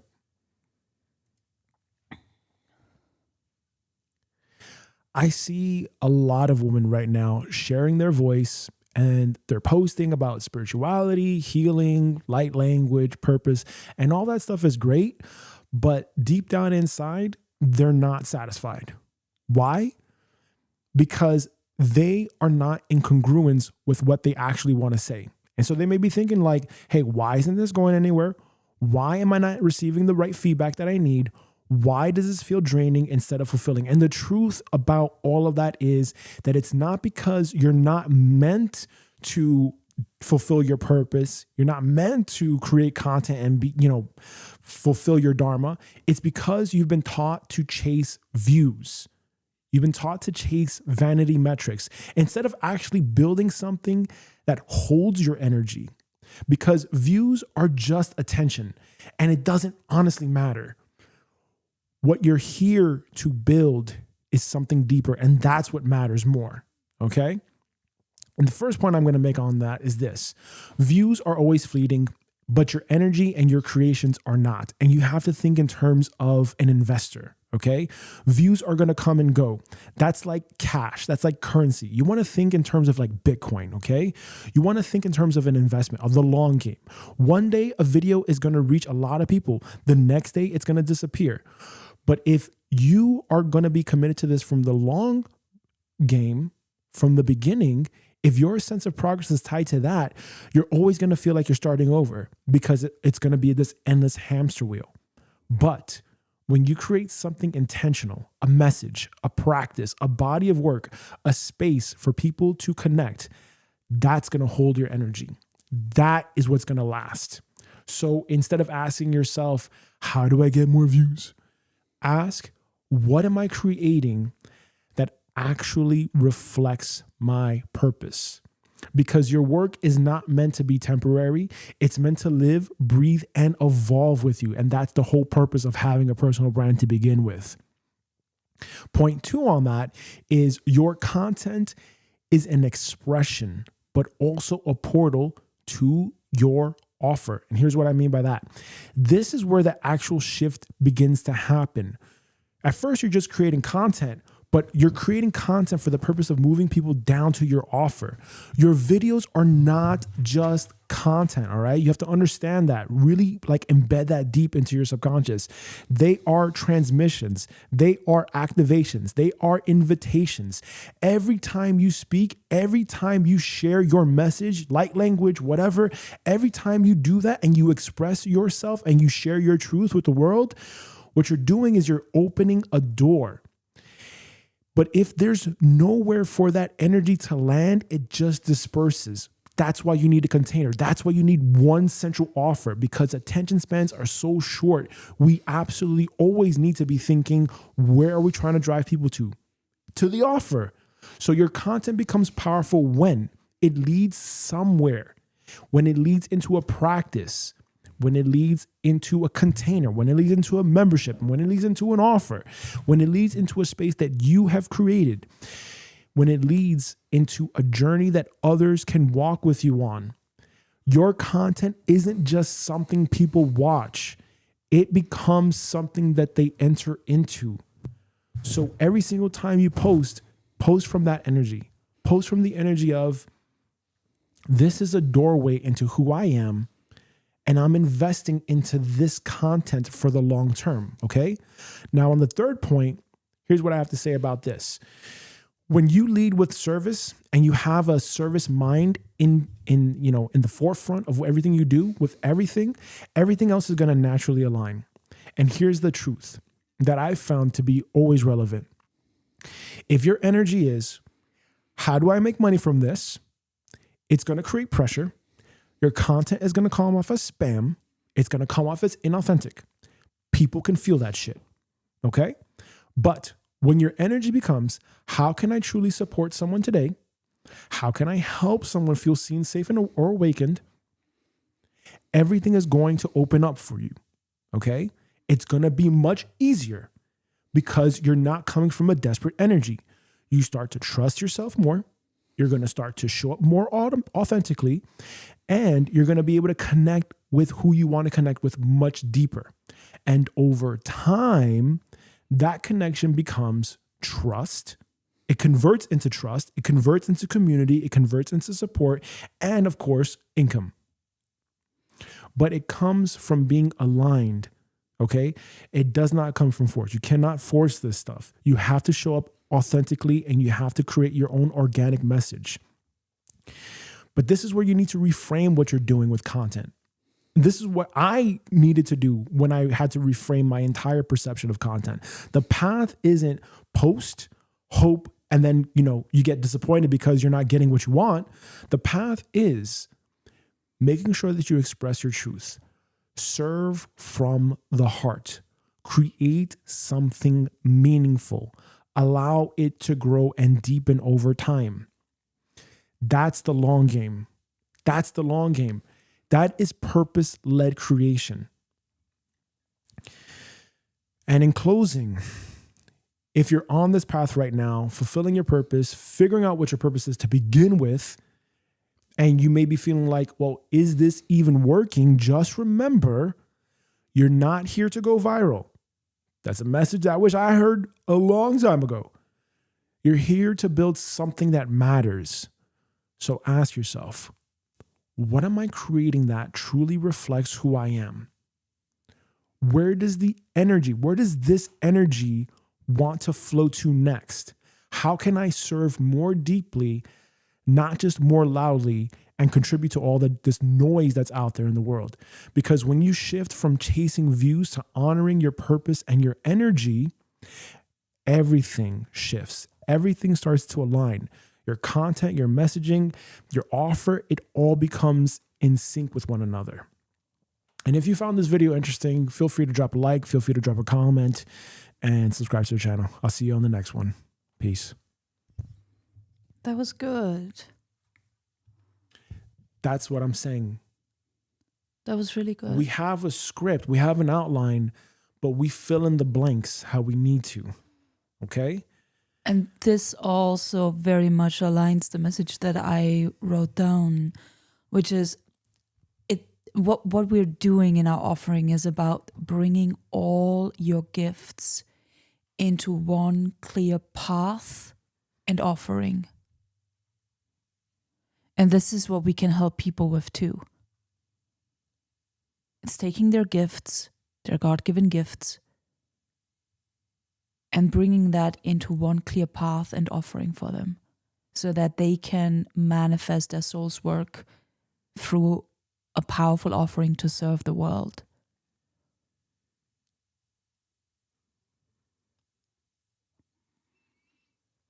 Okay, so that's how you would want to do it in the future, okay? You have your audience, you have your cohorts, you understand what their language is, like what is going to resonate with them. You're speaking their language. You're purposely saying things in such a way that it resonates with them. Because if you're saying something else like, what's the ROI for this week? exactly. How have the business analytics been? Exactly. That may not take off the same way as you heard from the script. That may not take off the same way. So you got to think to yourself, what is going to really align with my audience here? And what is it that they want from me? Because when you know that, then you create your offer that lines up with what they need. And if you heard the script just now, that's what you're looking for to do. That's what you're looking to accomplish. So when you create long form content, that's what you're looking to do. Okay. And you know what? Hey, it may not even be so bad to just focus on just long form. Just focus on long form as one content format and do things like that and just record in bulk. And that's something that we can do. Very, very simple to do. As you just saw right there, we just did it. You just how I just did it. You can do that. Okay. You can do that. That is a video. And that is a video. Right. And that's exactly what you would do. And you would post up that long form piece of content on your thing. Now, I'm not going to post that one because I'm talking about, like, I know as a woman, whatever, you want to come from your perspective. You want to speak how you would speak that message, your perspective. The script is just a guideline. Yeah. The script is you need to put yourself into it. You need to put right now. Tell me, right or wrong. Would you have noticed that if I was speaking from a prompter or not? No, probably not. Probably not, because I'm just using those as bullet points. Mm-hmm. Okay, and I that's what I realized from the first episode that we did where we used ChatGPT to generate the script and how shitty it was, to now where I'm just realizing, oh yeah, wait a second, we want to do a couple of these raw. We want to understand how we speak, and we want to train ChatGPT. We want to train AI as to how we speak, so that when we create scripts, and I guarantee you, a majority of professional YouTubers, that's what they do. They have script writers, ghost writers, whatever. They're not creating their own shit like that, or just on the top of the head. So ChatGPT came up with the script based on the script from our own conversation. ChatGPT came up with a script by me determining what were the top 3 things that I was talking about or we were talking about from the last live stream. Then I gave it another prompt where I said to it, okay, now isolate, like look at our transcript, look at our words, generate hooks for us, generate a title, generate hook, generate title. And then that's when it gave us a script that we can have that's on brand with what we're trying to say. And out of that, we can create many different long form pieces of content. But the idea is that when we speak the message, we speak it in a way that is natural to us. Of course, you're still going to get wording that is not necessarily on brand with how you would say something. So that's why you have to fill in the gaps, at least at this stage right now, until you have maybe, 10, 15 pieces of content, live streams that we've done, and you can actually strip it down and you can feed everything. It may take some time, but you just saw the difference between when you had to fill in the blank. Oh, I got to think about this versus I have an actual script and I could just fill in the blank as I go along. Completely different. Yeah. And what you want to do here is, again, we have different content formats. And me just speaking to the camera, that's one content format. We need to be able to do that at scale and figure out what works right now. Okay, what is the audience going to resonate with? What is it that they want? Because we don't know, because we're not necessarily talking to them all the time. So that's why we have to speak the message in different ways that communicates something to them. And even still, too, with your audience, your analytics from your TikTok insights, what did you notice? 76% were women, 24% were men. Okay? That doesn't mean like no man is watching or not watching your content. It just means that the majority happen to be women. Okay? But you have to speak their language. Because if you speak their language, you start to now, they resonate with you, you resonate with them. And that's, from my understanding, that's how that works. And from my mistakes in the past, I did not do that. That I did not do. And that's why I treat it much differently now than I ever did before, where I'm saying, no, I'm not going to just come off the top of my head and just speak whatever comes to mind. That doesn't work. We must respect people's time. People's time is very precious. We have to give them exactly what they need, what they're looking for. We have to get them into the offer because we can help them. That is what we're going to give to them. We're going to give them the offer. But in order for us to do this, we have to think about the marketing stuff about it. No matter how people feel about marketing and sales, that's like the essence of building a business. If you have no cash flow, you have no business. It's just that simple. You're doing that as a hobby. So if you want to really do this professionally, where you are fulfilling your purpose and that is your full-time job, you have to be able to marry and bridge the two. The spirituality, like what is the higher calling for what God had me here for, on top of the, what's it called? The business aspect of it. The two coming together, not being completely separate. Same thing like with men and women, the masculine and the feminine energy. We need to be able to marry the two. And this is how we would do that. Okay? I like that. This is how we would do that. So how I would say we wrap up, because it's 11:36 right now, is I would like for you to come here and to record that long form piece of content. And we're going to publish you saying that on the long form. Okay. Would you be open to that? Yeah. Okay. Let me just get you set up here. And, in terms of what we had spoken on in the previous weeks about the podcast, the kids shows, that can all still come into it. Mm-hmm. Yeah, just think content format. But are we in alignment and in agreement that what I had presented today should be the main focus for now? That's always the focus. It's just how you present it, how you get there. It's variable. Yes. Remember the Gary Vee book. Creative is the variable to success. Yes. I'm specifically referring to your idea of having one shippable artifact every single week. It should be this. What exactly? The live stream, anyone can do the live stream. I'm talking about creating a long form piece of content. I'm talking about chopping up the long form piece of content and then distributing that as shorts. Okay, so we have that regardless. That's the artifact. That's Okay. what ships. So we have that for today. Where you need to do that right now. Okay. Come over here. Let me show you.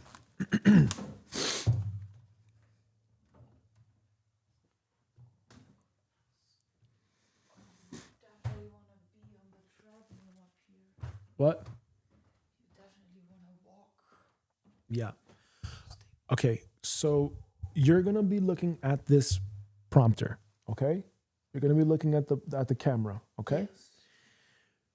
You're not gonna just speak verbatim like a robot. Okay. You're gonna take what works for you in real time, but then you're gonna adapt it to your language. All right. So let's cut down the speed. Okay. And I needed to train you on how to use this. Okay. So this is a foot pedal right here. And what you're going to do is you're going to press, these are 3 buttons. Okay. Actually, you sit here.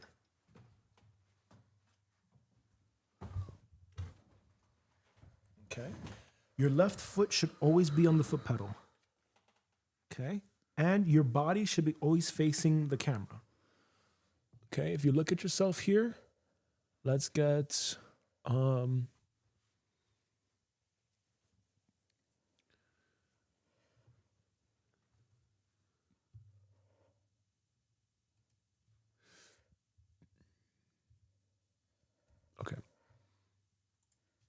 So if you look at yourself here, this is your camera. Okay. That's your camera line. You're always speaking. Okay. Yeah. All right. What about the foot pedal? Okay. So this is where you have to move the foot pedal with your left foot. Okay.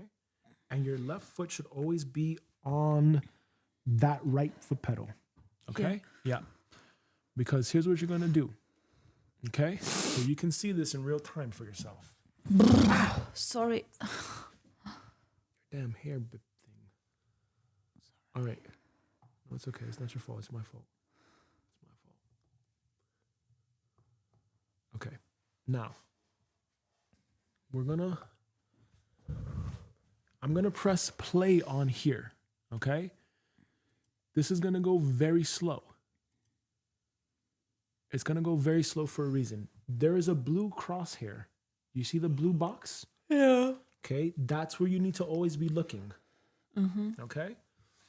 We're slowing down how it reads for a reason. Okay. So this is going to play automatically.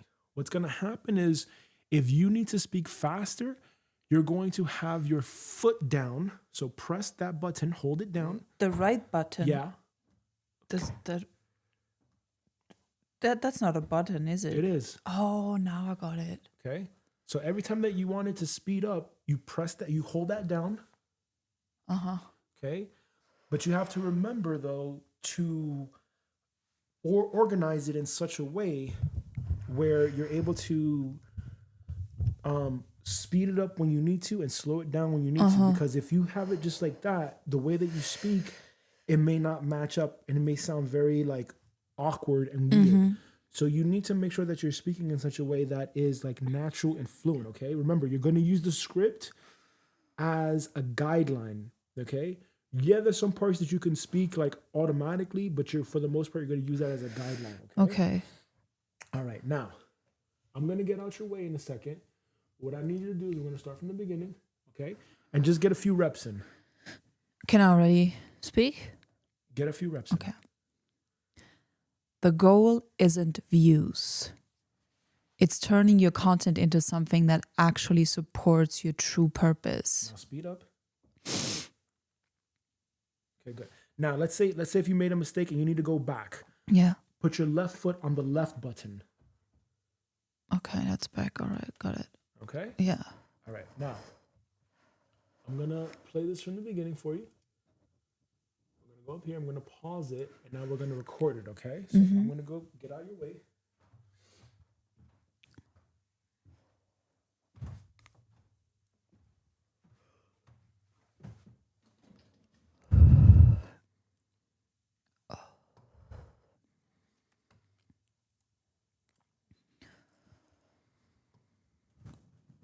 Okay, and this is where we're going to leave off for today. Okay. Ready? The goal is not the view. Sorry, let's start again. The goal isn't views. It's turning your content into something that actually supports your true soul's purpose. Because if you're only chasing views, you will feel seen for a moment and then feel disconnected from why you're even doing what you're doing.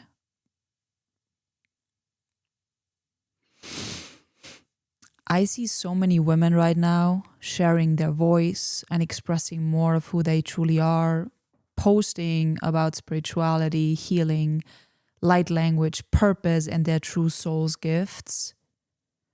But they're quietly feeling like, why am I not going anywhere with this? And why am I not receiving the way I want to receive? And why does this feel draining instead of uplifting and fulfilling? And the truth is, it's not because you are not meant for your purpose or you're not meant to share what you share, but it's because you have been taught to chase views and visibility and followers instead of building something truly on a rooted foundation that can hold your unique soul's energy. Because views are just attention, it can change at any time. But what you are here to build and lead is something so much greater and deeper. So the main point is that the views are constantly fleeting and changing, but your energy and your creations are not. Views, followers come and go. One day you create a video and it reaches a large amount of people, and the next day it disappears, or people tune the video out. And if you tie your sense of progress to that, you will always feel drained and you will always feel out of balance and like you need to start over again. But when you create something with a true foundation and something really intentional, a message, a practice, an offering as an extension of your soul, a body of work, a space, a sacred space for people to connect, that can hold your energy. And that is something that lasts. So instead of asking yourself constantly and driving yourself crazy with asking yourself, how do I get more views? How do I get viral? Start asking yourself a different question. And that is, what am I here to create that actually reflects my true soul's purpose and dharma? Because your work is not meant to be temporary. It's meant to live on for generations and to evolve with you. My second point is that your content is an expression and an extension of your soul's purpose, but also see your content as a portal to your soul's offering. And this is where the true shift happens. Your videos are not just content. They are holy transmissions, activations, and invitations. And every time you speak, every time you share your light language, and every time you express your truth, you're opening a door. And you're opening a door to your viewers and to your audience. But that energy has nowhere to land. It just disperses. Sorry, but if there is nowhere for that energy to land, it just disperses and it's all over the place. So your content becomes powerful when it leads somewhere, into a deeper practice, into a sacred container, into a space where people feel safe, and into a journey where others can walk with you. And also, your content is not just something that people watch.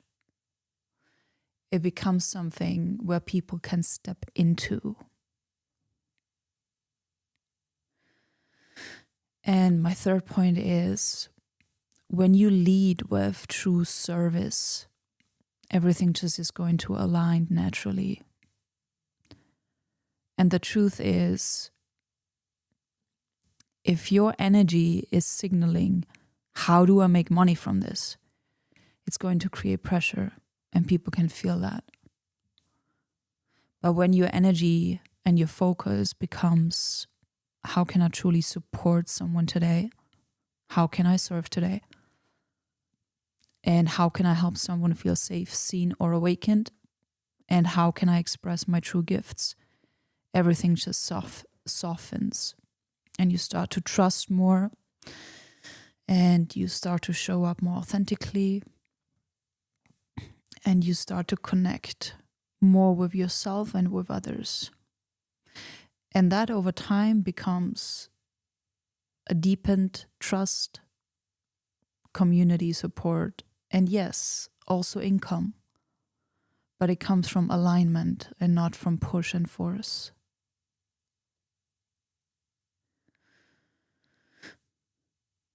So the path isn't post something, then hope, and then feel disappointed. The path is express your truth, serve from your heart and from your soul, and create something meaningful and allow it to grow and deepen over time. Just like a baby. And this is the long game. Are you in for the long game? Because this is the purpose-led creation path.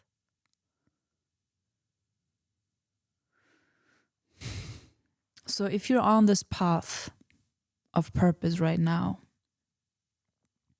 and you feel like, is this even working? Am I even making any progress? Just remember, you're not here to go viral today. You're here to build something that lasts for generations and something that really matters to you, yourself, the planet, the children. So ask yourself, what am I creating that truly reflects who I am as a soul?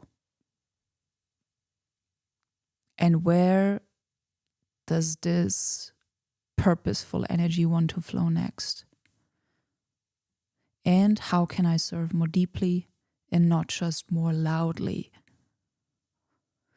Because when you shift from chasing views and attention to honoring your purpose, your energy, your unique soul's work, everything begins to align.